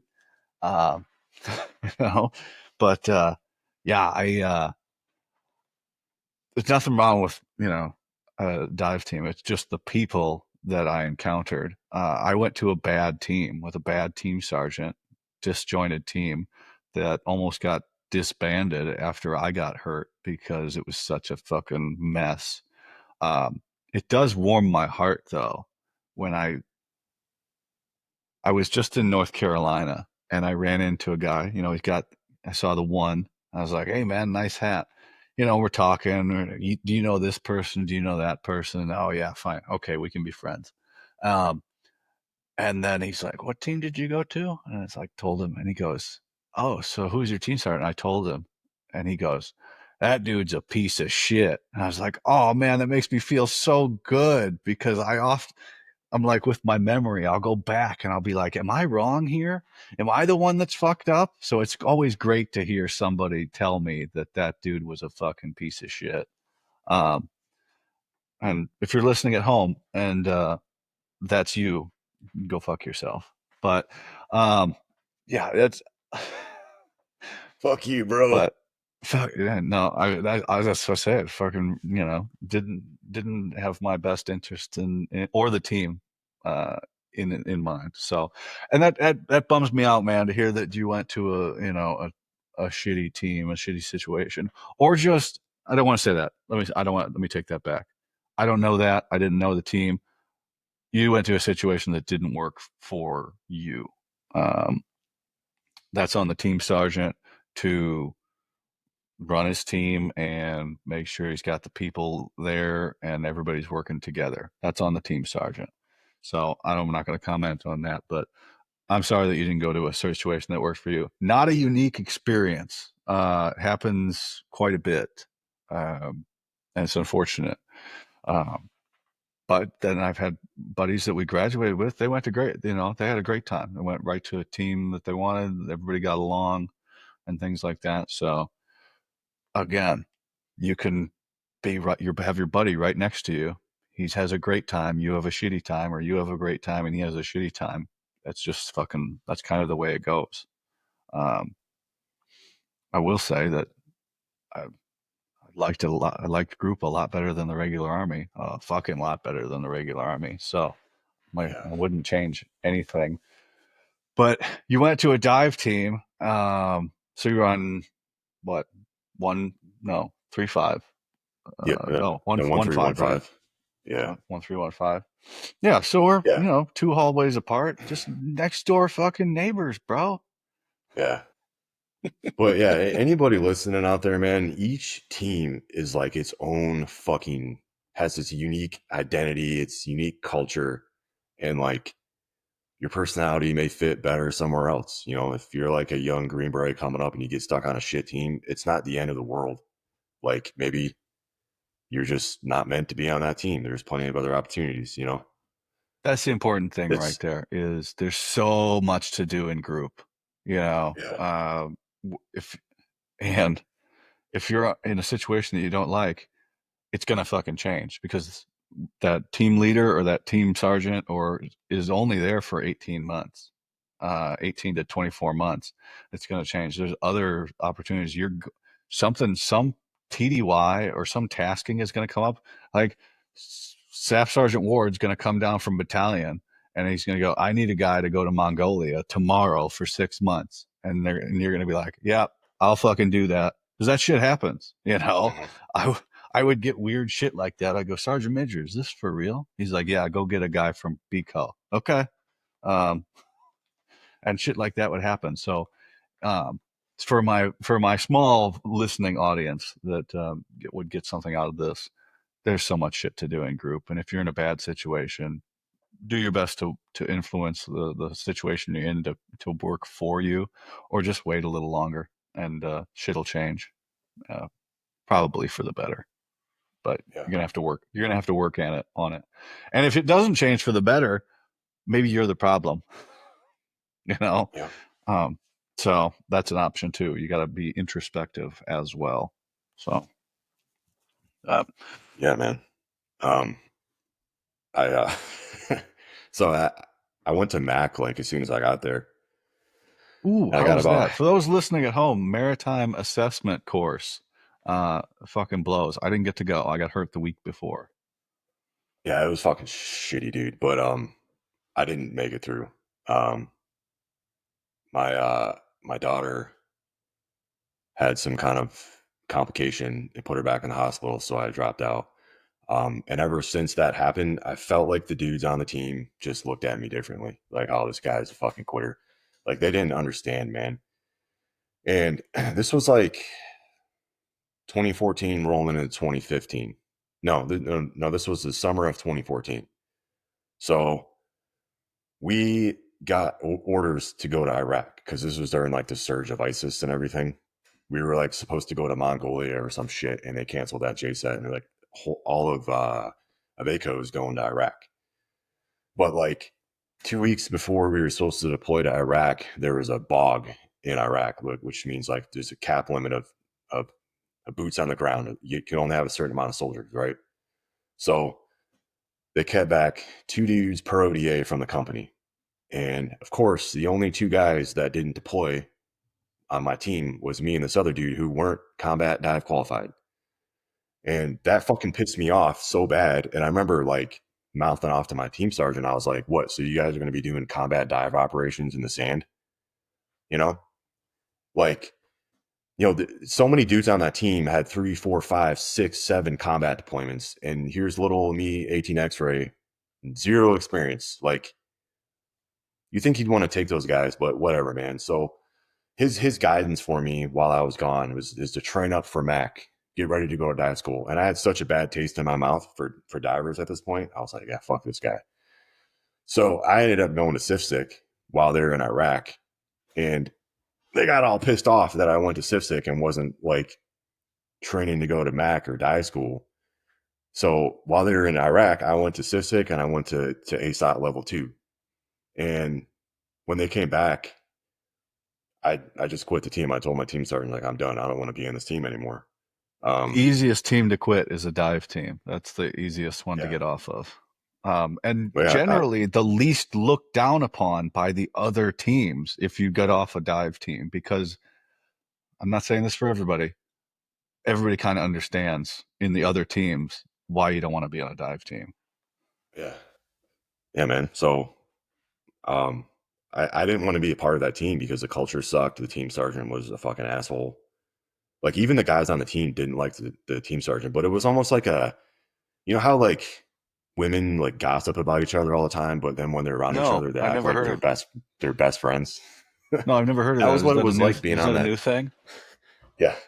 But that's what it was like being on that team, man. Everyone was talking shit about each other. I was like, dude, this shit's toxic. I got to get out. So while they were gone, I knocked out SIFSIC in ASOT level 2. And then I went to the B team for about 6 months. Um, then I went to another team. It was an awesome team.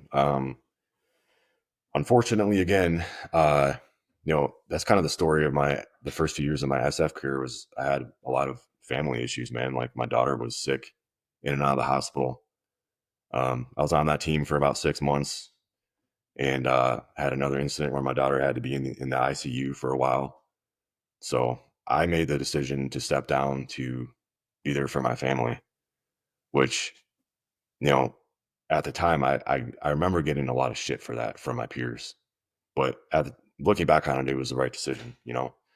Um, so yeah, I stepped down and I went up to the group level to be the land manager for all of group, and did that for about a year. That was a great learning experience, man, and it was like super humbling for me. You know, wasn't easy to do. It wasn't an easy decision because everything that I'd ever wanted, as a Green Beret was starting to come to fruition, and it just got fucking just like that. But I did my time at the group land level. I learned a whole bunch of shit, like good stuff for the team. And then I made friends with a bunch of sergeant majors and high ranking people, and I did a good job, and they let me choose where I wanted to go. So I felt like I had this unfinished business in ACO. So I told them I wanted to go back to ACO. They let me even pick my team. And I had a couple buddies on 1-3. So I went to 1-3, man, and it was an amazing team. It was an amazing experience. Everything I was looking for was on that team. And I stayed on that team for about 4 years. It was a great time. Fuck yeah, man. The most important thing of what you said there, for is there's nothing wrong with not being on a team, B team, C team, group, or whatever. You're going to learn how group works Yeah. going to do that. You're going to meet everybody else. You don't meet anybody on a team. You don't work with anybody else on a team. You only work with those 11 other guys. You, if you're a battalion, you get to work with staff, and then you get to meet all the other, B teams and things like that. If you're a group, you get to work with everybody else. You get to see how things fucking work. You get to meet the people that are running things. They also might get to meet you. And if you just put the time in to do it well, which some of the staff jobs suck, and you're working pretty hard, but it's it's different. It's a different kind of hard than it is on a team. So if you take the time to do it well, you can take advantage of that when your time is done on staff. And as you got to pick where you wanted to go. So if you do a good job, it can work out for you. And then you Yeah. get on a team and you know everybody. So when you're like, oh, I got to do a range, I know the guy to go talk to. Yep. Or this, I got to get the in, because you know the people. You got an advantage over the people that you work with. So, not saying that's It, always the case, but it's very helpful. You learn how extremely. the company works, the battalion works, and how group works when you go to staff. At least that's my experience. So, Yep. Yeah. You learn how things work at the lowest level, and you get this unique opportunity to meet people, people that can actually make shit happen. And I use that time to network with people. I use that time to network with, range control. I knew everybody down at range control. They're all my friends. Anytime something got fucked up with our range packets or whatever, like, I could always work something out with those guys. Um, and really the most important thing about that was the networking, dude. Like, I had so many guys that I met that, came through for me when my team needed shit because they knew me. Um, anytime we needed like extra supplies or something, I'd be like, oh, well, like I know this guy down at the S3. Like, what do you need? Okay, cool. Like, I can go grab it. And then, yeah, you learn, I think I already said this, but you learn shit at the group level. And in some ways, I almost feel like a lot of, especially x-rays, should almost do some time at that level before they even, or not work in a job, but just like observe things for a couple months to see how things work, before they show up to a team. Because I learned more in that job than I did anywhere else, man. And it helped me a lot, when I went to my next team, for sure. yeah, it's the most regular army of it, because a team, teams of special forces is a team, right? But staffs, staff sections throughout the military kind of, they kind of work the same. You're just an office. You're in an office and you're doing office jobs. Yes, you're in special operations, you're doing a lot cooler shit, but it generally, so that's kind of, yeah, to see that and understand how it works, which you haven't gotten up until that point, right? Your basic training, AIT, or basic training, OSUT, airborne school, Q course, graduation, team. And then you're not really getting any of that experience that, some of it. And the opportunity to use some of that might not come up, but there's benefits to having that exposure that are going to help you out down the road, especially if you progress in that career. So, uh, it's all good. You said you were on 1-3. Yeah. Yeah. 1-3, 1-3. It was a Marops team. I got my doing some digging out, and we're gonna redecorate the studio this Dude, week. that's badass, Jeremy. Yeah, Hell yeah, Justin dude. did this. Did you get one from him when he did these? Justin Schaefer. Schaefer? No, I Yeah, didn't. yeah. He might still Schaefer, have them up. where's he at now? Is he still in the army? Last time I saw him, he was at it was a funeral. We were at a funeral in San Antonio. He was down there for school. He's a major now. Um, but yeah, he's still in. Yeah. Okay. So I'll see if he's still selling them. He was, but yeah, the print. We're gonna put that back up here. Um, I appreciate you sending me those notes. I'm gonna read those on Saturday. That's gonna be tough. I didn't think this through by reaching out to the guys and saying write a few sentences because they're all really tough to read. And that's alone here in the basement, and I got to read them in front of people. May have may have not thought this through very much, but yeah, I'll be fine. I'll be fine. These people have seen me cry every year on the week before Memorial Day weekend, so that's okay. Bro, I have a pretty funny story with Jeremy, man. Like, do you want Fucking me to get send into it. it? I'll make a clip. I'll make a Yeah. clip out of it. Yeah, dude. So the first time I met Jeremy was in ASOT. Um, and he was a brand new guy coming out of the Q course, dude. And we somehow ended up being roommates together in in Portland. And this dude fucking loved Taco Bell, right? Like Jeremy was, at least in my times I spent with him, it always seemed like he was either drinking like Rainier beer, Coors Light, or he was eating Taco Bell, man. And dude, this motherfucker had the worst gas ever. Like he'd be sitting down at his desk in the hotel room, like writing up his reports, and just be farting nonstop. It's just, dude, that whole room just smelled like shit. Like the entire 2 weeks that we were in there together, man. But yeah, man, like Jeremy was a super funny guy. Right before we left for Afghanistan, he got into like a bar fight or something, and I think he got punched in the face, or he blacked out and fell on his face or something. But he knocked out his front tooth.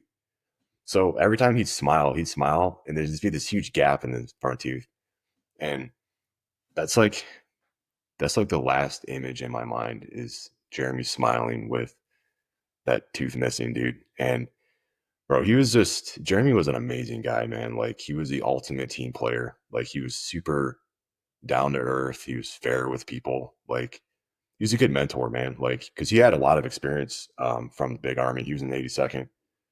Had a couple of deployments to Afghanistan, and that guy, dude, he was like the ultimate Green Beret, man. Um, Good tactically, good in the rear. Like anything, any job you gave to Jeremy, dude, he was going to do it with like the best of his efforts, and it was always going to be great, man. Like when Jeremy got killed, dude, that was just like a huge loss to the regiment, and it was like a big time loss to our company. You know, it was really hard on everybody, dude, especially his teammates. But yeah, man, like I wasn't super close with Jeremy, but we talked a lot and we bullshitted a lot. I wasn't like hanging out with him after work or anything. But every interaction I had with Jeremy was always a class act, man. Like the dude was always saying the right thing, doing the right thing, and just a great mentor. You know, when he got killed, dude, that was like the last person that we would expect to get killed because Jeremy was like the giant that everybody looked up to in the company. Even though he wasn't there that long, like just his when he came into the room, bro, you could feel his fucking presence. It's like, all right, there's a fucking man in the room. Like Jeremy's here. Like everybody respected him, you know. he was just a great guy. Yeah, when he died, it fucking sucked, and we were all pissed off.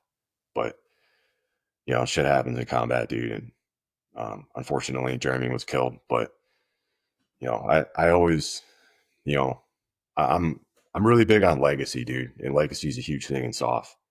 Um, and when I start to complain about life, or I start feeling sorry for myself, I always think of Jeremy, dude. Like Jeremy wouldn't be bitching, he wouldn't be complaining, he'd just be fucking working, bro.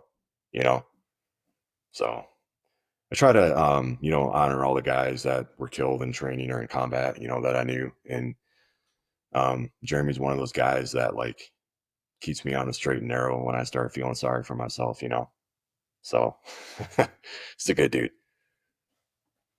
Yeah, I think 2 years ago, when I was so we do the hero workout, the Griffin every it's at CrossFit Syndicate. We do it the weekend before Memorial Day weekend. So Memorial Day weekend is owned by Murph for Lieutenant Michael Murphy.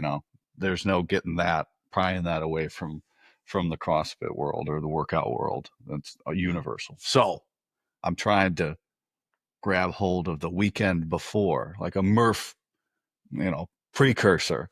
And I've got it over there. We do it every year, the weekend before Memorial Day weekend, and we do the Griffin. There's a run, and then some lifting, and then another run. But I think 2 years ago, I said, there, I said, I'm a Green Beret. And I worked with a lot of other Green Berets. He wasn't like us. When you look up Green Beret, there was Jeremy. That's the best way I could put it. And then this year, I have a I have this bad habit, right, of trying to find the lazy way to do things because I want to say something different, right? Just so I reach out to you guys and have you write statements. And now I've got these things that are going to be so horrendously painful to read in front of people, but just they say the exact same thing, just what you said, or the one I have and that I'm getting right. They say the same stuff, like it's across the board everybody felt the same way. Everybody they ran into, and one just popped into my mind. I got to reach out to him. Okay, that's good too. But no, fantastic individual. And yeah, when um, he was class leader for our class. Yeah, he was class leader, and we had to do this big presentation during language. And they're like, "Who wants to write?" I was like, "I'll write a speech."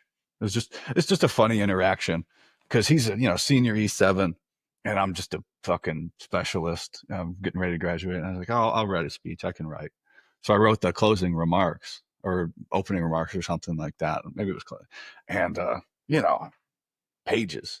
I sat down and wrote, and I come in the next day. I was like, "Oh, here you go, Sergeant," and he starts flipping through. He's like, "Oh, hmm, all right then."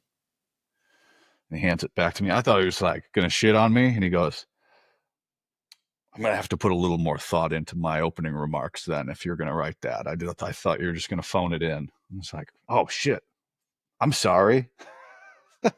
And so we were friends. We were friends ever since then. Um, but it was so good. This is a good dude, and it's great that. Did you know? John, Big John. I didn't know Big John. Big John was a good dude, man. I You know, Jeremy drove Big John to and from work for 6 months. I didn't Every know day, that. pick No. him up at his house. Yeah, I had John on. The episode will come out not this Friday, next Friday. Um, and Jeremy would pick him up at his house and bring him to work, and then take him home every day for 6 months. Yeah, Big John was another good guy, man. I When he got blown up in Afghanistan, um, that's when I was up at group, and they sent so Matt Thompson died during that trip. He was killed by that explosion. That also fucked up John. Um, and I remember I was walking outside a group, and I saw this dude standing on the stairs, and he just looked like an emancipated guy, And I was like, who the fuck is this guy? And I didn't really think about it, and I walked past him, but I kind of got like a brief look at his face. I walked about another 10 feet and I stopped and I was like, holy fuck. I was like, that's John. Like, I didn't recognize him because he had all that fucking shrapnel in his face and like his hand was like partially blown off. And John was fucking big dude, bro. Like, he was like 250, 260, just a big dude. And he lost so much weight, I didn't even recognize him. And I felt fucking bad because, like, this dude just got fucked up and I just walked past him and didn't even acknowledge his existence. But once I did, I was like, oh shit. I was like, what's up, John? How you doing, man? That was like the last time I talked to John, I think. But yeah, John was legendary in ACO as well. He was one of those guys that was just a fucking legend. I don't think he realizes that, but a lot of people looked up to him. Even after he was gone, he was always talked about. Yeah. No, he's a good dude. I enjoyed talking with him. I'll probably have him on again. You Uh, should. but yeah, that episode that'll come out. Well, we're talking in past and present and future. That'll come out on the 16th, so a week from the 16th, I guess. So whatever that date is, the 23rd. So, but no, he's great. I've tried.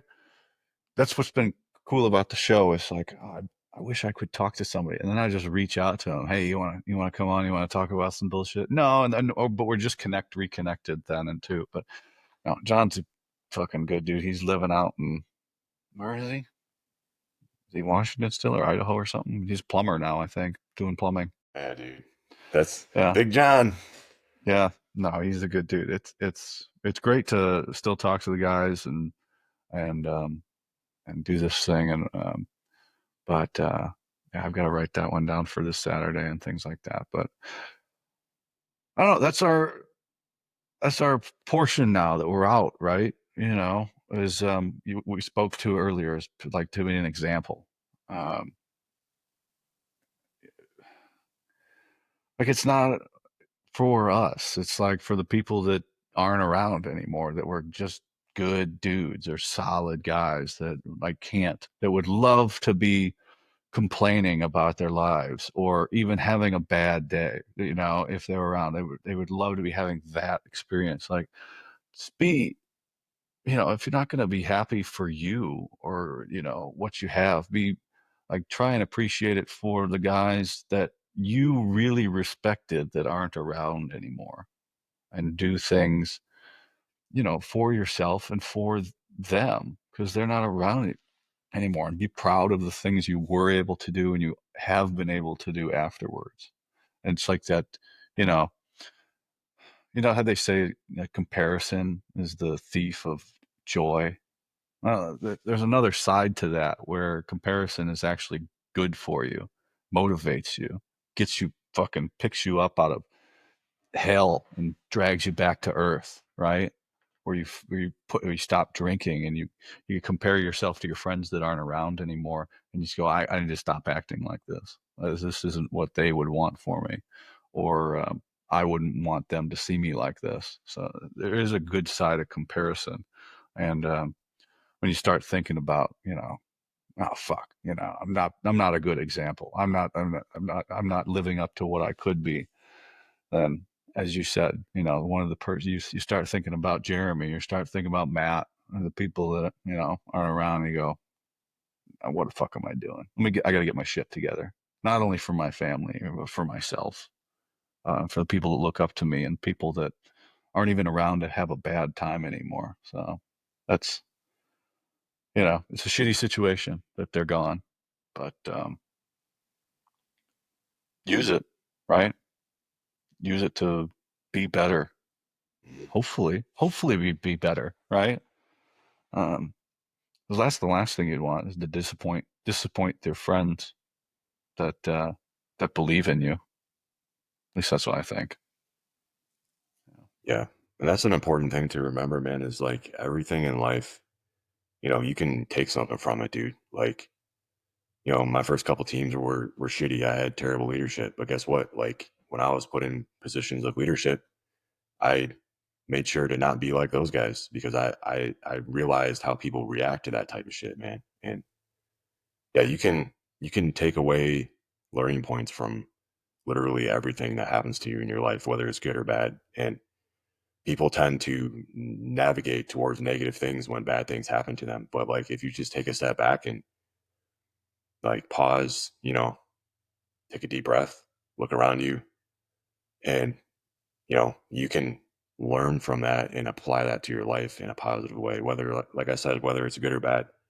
Um, and we grew up as men in an environment like that, dude, where like we got great we got the perspectives of a lot of different things, man, and that's what made us and who we are today. We have a very unique experience and unique perspective on life that helps us excel at pretty much everything we do, is because we have that mindset. That's that's the most important thing. You can be as fit or as strong as you want, right? Like that's the easy part. Um, but if you don't go to selection or the Q course or to a team and you don't have you're not there, you're not switched on, you're not in the right frame of mind, you're going to have a bad time. You're probably not going to pass. You're probably going to get kicked off the team, get hurt, get injured, get killed, Or um, get someone else killed. or get somebody else killed. And then you're never going to switch back on because you're going to dwell on it of oh, I fucked this up, and there's no go, but no take backsies, no redos. Mhm. Um, People, what's the most important part about selection? It's all in your head, man. If you just don't quit and are able to ruck well, that's 74% of the job right there. The rest is up to you. Like just complete all the tasks and you'll probably be okay. But yeah, mindset. Now the other side of that is the job, or whether it's combat or training or other, man, that could drive your mindset away real quick, or you lose control of it, and then you don't really. You're like, how do I get that back? And then you're, as you said, not speaking up when you're injured or hiding injuries or just pushing through the pain and just making shit worse. So, like everything, there's a good and a bad to a lot of those things. It's just trying to find the medium to get through, get down the road. But I don't know. It's all a process, right? We're all doing it for the first time. Hopefully, somebody can pull some information out of this and take it forward and implement it into the things I say. Yeah, or not. I hope they do. So, Yeah. We have a lot to offer society, man. And unfortunately, I think a lot of guys don't realize that, or they just don't want to. But again, we still have purpose on this earth. And, in my opinion, we've our entire adult life has been about service to our country. But just because you're not in the military anymore, you're not a Green Beret anymore, doesn't mean you can't keep serving your community, which is something that I struggle with, because I mentioned I don't like being around people very much, which I don't. But I force myself to get out and get around people so that I can be that mentor and that example to. I'm not saying I'm perfect, because I'm not, but you know, we have a duty to be an example for the rest of society. You know, yeah. And you got to find the avenue that works best for you. I don't like being around a lot of people. Well, small groups, right? Yeah, and little bits. Um, that gradual step thing, just like the Q course. Man, you jump all the way to the end at the beginning, it's gonna fucking suck. But if you crawl, walk, run this thing of reintegration of being a civilian or dealing with people, or even just dealing with your own health, your mental health, and things like that, a little piece at a time, and probably be a lot better than trying to fix it all at once. That's what, you know, a lot of people like it. Just apply it to the gym. Why do most people fail in the gym? Well, they try and get fucking fit overnight, or a couple weeks, right? 7 days a week in the gym. That ain't gonna work, man. That's not gonna work at all. You can't go from 0 to 7 days in the week. Go to most people can't even go from 0 to 2 and still succeed. Go to 1, right? Let's start out at the base level it's all and about work like that. Yeah. Yep. It's all about realistic expectations and being consistent and having a good plan, dude, and following through with that plan. Yeah. Yeah. So I feel like we're heavy conversation, like the whole, like this is, I do want to point like I don't hold any ill will towards group. I know what I signed up Yeah. for, right? Yep. Like, and then I did it. Shit happens. Like people get hurt. Like we wanted, and we'll get into it, but the army and us, we did all that shit together, right? Like I got as much out of the military as they got out of me, and maybe to a point where I still feel like I owe something to the military. That's the path I've pushed myself down. I might still owe something because I didn't get to do a lot of the shit I wanted to do. That's fine now. I took it hard for a long time, but you know, I I fucking there was a post on Facebook. They had this great recruiting video for National Guard. It was awesome. For the SFRE, the assessment that they have. I think it was one down in Louisiana or somewhere down there. And I commented, I said, "You guys get me a fresh social security number and I'll fucking be there." I would do that shit again. And the guy who made the post, he's like, "Same." It's like, yeah, it's over, man. But we would all, do it again. Maybe do it a little Yeah. differently, but I would do it the same exact way though if I had the opportunity. But I don't know about you. Yeah. I would too, man. The army was awesome. The army, like, built me into a man, because I mentioned earlier, like, growing up as a kid, dude, I had a lot of confidence issues. Um, and the army gave me that confidence, and really helped me to open up and blossom into becoming the person that I am today. You know, um, yeah, like I said, I wouldn't change anything other than taking more pictures, man. Especially in Afghanistan, I wish I would have taken more pictures, but I didn't. So it is what it Yeah. is, dude. Yeah, it's too bad. I recently found a disc that I'm fairly certain has pictures on it. Man, I cannot find a disc in my house. I cannot figure out how to get these pictures off of here. Technology progressed so far. I can't get anything to. I'm gonna have to go buy a disc reader, a CD Yeah. reader. Like, god damn it! But I think I've got some pictures there. I'm super excited about it. Well, did you accomplish what you set out to do when you walked into the recruiter's office throughout your career? Yeah, I did, man. Um, I got everything accomplished that I wanted to. And the cherry on the top was Afghanistan, dude. Um, I got the camaraderie. I learned a lot, and I got combat experience. Um, and I got to fight for my country.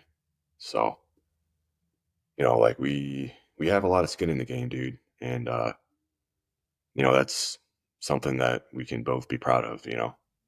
Um, yeah, dude, it was an amazing experience. I couldn't imagine my career really going any other way, especially my last 4 years at first group. It was amazing, dude. Um, Went to Korea. That was a really good trip. A lot of people don't When like did Korea. I loved it. when did you guys go? 2018, January 2018, we went there when all that shit was going down with Kim Jong Un and Trump showed up. Okay. That was Um, really fun.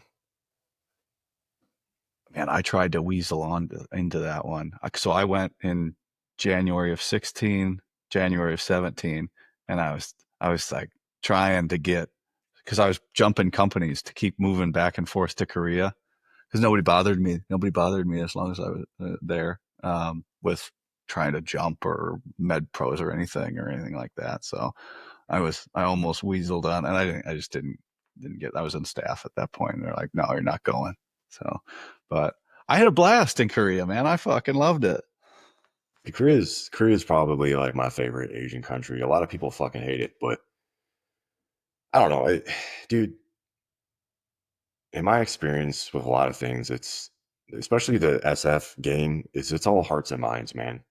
Like a lot of Green Berets, I always felt like, you know, they failed to realize that it's a hearts and minds game. Not a lot, there's some, but like, dude, I built rapport with our partner force. Like those dudes fucking love me. Like every time I'd go over their compound because we were training the Korean SF dudes, like their Q course or whatever. Bro, we would train hard, and then after training, like they'd pull me into their office, and we'd fucking sit there and drink and talk shit for like 6 hours, and then So too. Yep. I remember. they drive me back to my barracks room at shit. Where airfield was I at? At K-16. They drive me 16. back. Okay. Yeah, they drive me back to K-16, and I show up a couple times a week, rinse, wash, repeat. It was a great time, dude. Like culture out there is amazing. The food was amazing. I made a shit ton of money. I was making like $170 a day per diem, and I was living in the officers' barracks on K-16.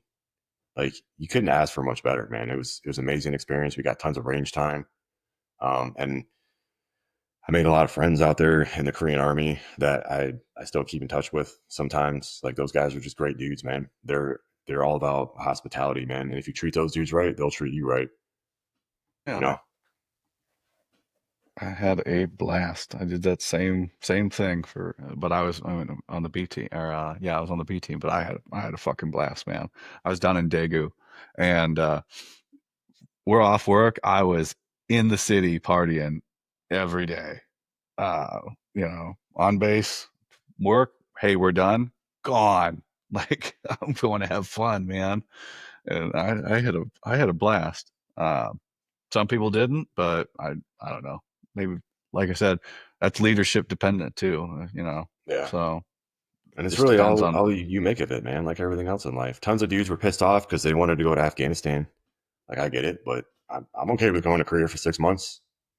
I had fun, dude. But yeah, people are gonna come. People are gonna complain about what they did, what they didn't do. I have in the past. People are gonna listen to my story and be like, "Well, fuck that guy," and like what? Like I don't. Like, who cares? Like whatever. You know. I had a good time on the stuff I actually got to do. I had a great time. Like I got to do some really cool shit. I didn't get to do the only thing I wanted to do, but I did a lot of really cool shit, and I'm happy with Mhm. that. Now, it took a long time to get to that point, but you know, hopefully other people can be happy with what they did and accomplished too.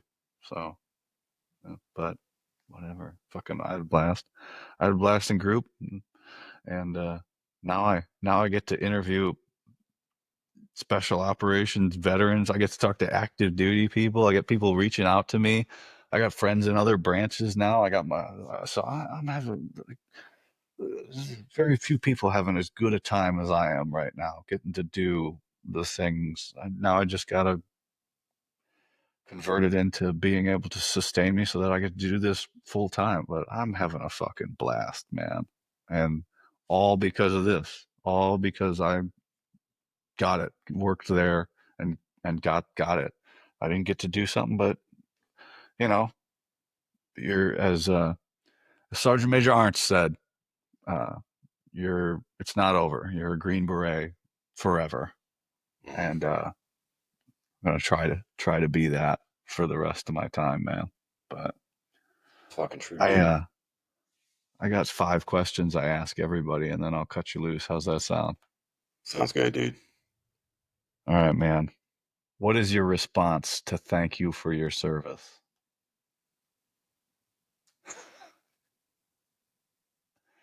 Um, you know what? I always just tell people I'm just an average guy with exceptional hair, and they look at me I kind of like that. sideways.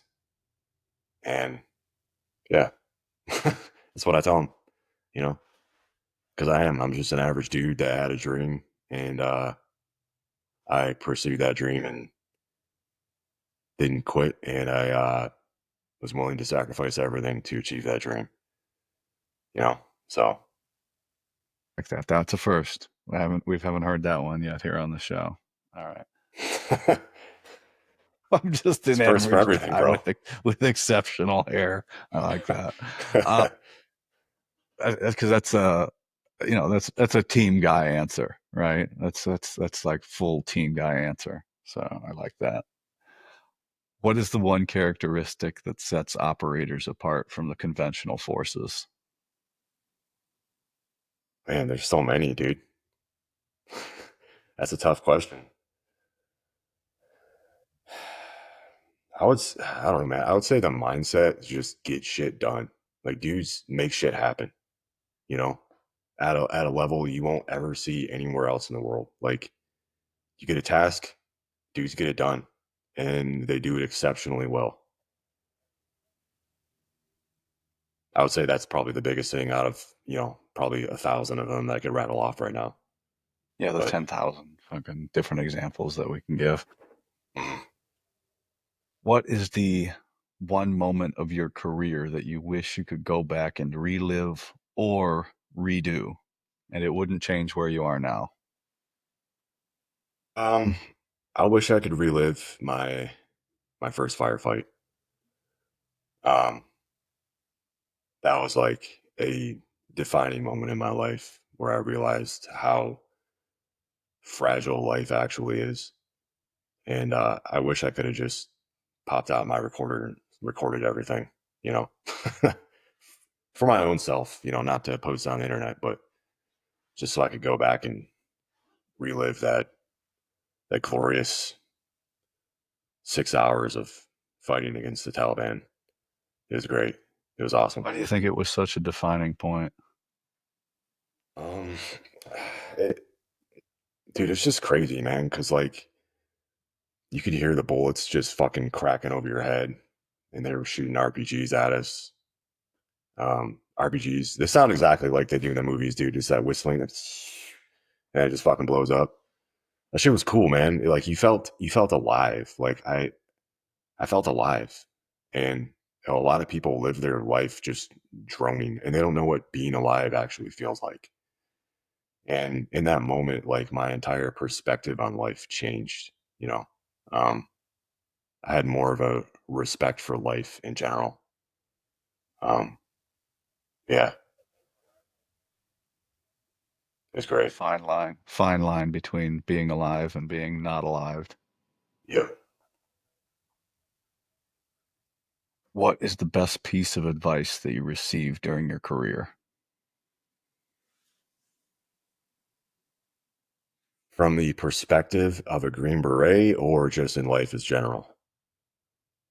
Just in general, best piece you received during your career. Well, I got two actually because I feel like they're both equally important. That's fine. Um, when I was in Robin Sage, I had a cadre um, that told me if you can win a war without firing a single shot out of your gun, you have done your job as a Green Beret. And that's not sexy at all because basically what he's alluding to is the hearts and minds game, right? And for any like new guy out there listening to this or like aspiring Green Beret, like 90% of your job as a Green Beret is understanding people, listening to people, and winning hearts and minds. Like that will make your job so much fucking easier wherever you go. Because if you can get your partner force on your side and get those dudes to the point where they're willing to die for you, you can literally accomplish anything you want to. Um, the second piece of advice that I got that I thought was extremely helpful was when I was a new guy. um, I was told that the biggest gangster always wins. And this kind of falls in the same line of hearts and minds type thing. Um, basically, be the bigger gangster, man. Be capable of extreme violence, but know that violence is always your last resort, right? But you have to prove to people that you are capable of violence because that's how the world fucking operates. That's how the world goes and orbits around the sun. That's how everything gets done. That's why everybody fears America, is because America's the big dogs on the block, man. Um, be capable of extreme violence, but know that that is your last resort, and let it be known that you are capable. You're a capable human being. The biggest gangster always wins, dude. That's a great piece of advice that that man gave me that day. And I applied that to my entire career as a Green Beret. Now, I wasn't a bully or anything, but you know, um, especially with partner force, I let those guys know, like, hey, like we're the boss, we're in charge, don't fuck with us. Um, and it even got to a point in Afghanistan, dude, like 3 or 4 months into our trip, like the Taliban just stopped fucking with us because every time they would, we just fucking decimate them. And it got to the point where they were like, hey, you see this convoy coming out of this location, like don't fuck with those guys because they'll kill you. You know, like being having that type of mentality can really set you up for success in life. You know, at least I think it does. I'm not preaching be violent. Don't be violent. It's the last resort. Violence is a last resort. That's the Green Beret's last resort is violence when all else fails. But like, just be a gangster, man, in a good way. What were you afraid of then, and what are you afraid of now? Man, I was uh I was afraid of not being a good dad and a good husband. And even like throughout my career. And that's still one of my biggest fears is am I doing enough for my family? That's my biggest fear, dude. Um, yeah. Same then as now. Yeah. Yeah, I can see that, man. Yeah. Well, feel better after talking? Yeah, dude. This is great, man. I appreciate you having me on, dude.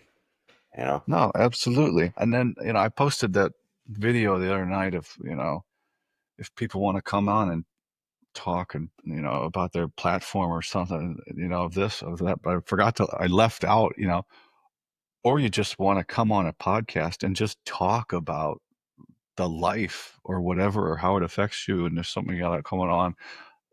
That's fun too. So I'm having like I said, I'm having a great time doing these, and I hope I can get to a point where this is all I do. So I'm just having a great time, and That's I the hope you dream. had a great time too. If Yeah, somebody dude. wants to look up some of your articles that you have written, where would they find those? Yeah, so I write on Substack. My page is called True North 173. That's where all my articles are at. You can also find it on my Instagram. My Instagram is GK Boomer 173. And if you know if you're a young kid out there and you're looking for some guidance and advice, like that's what I'm good at. You want to reach out to me, you can feel free to reach out to me on Instagram, like or just sign up for my free weekly newsletter. I usually drop them on either Mondays or Fridays, and it's all free. It's just advice and experiences that I've dealt with in my life that I think is important to pass on down to the next generation.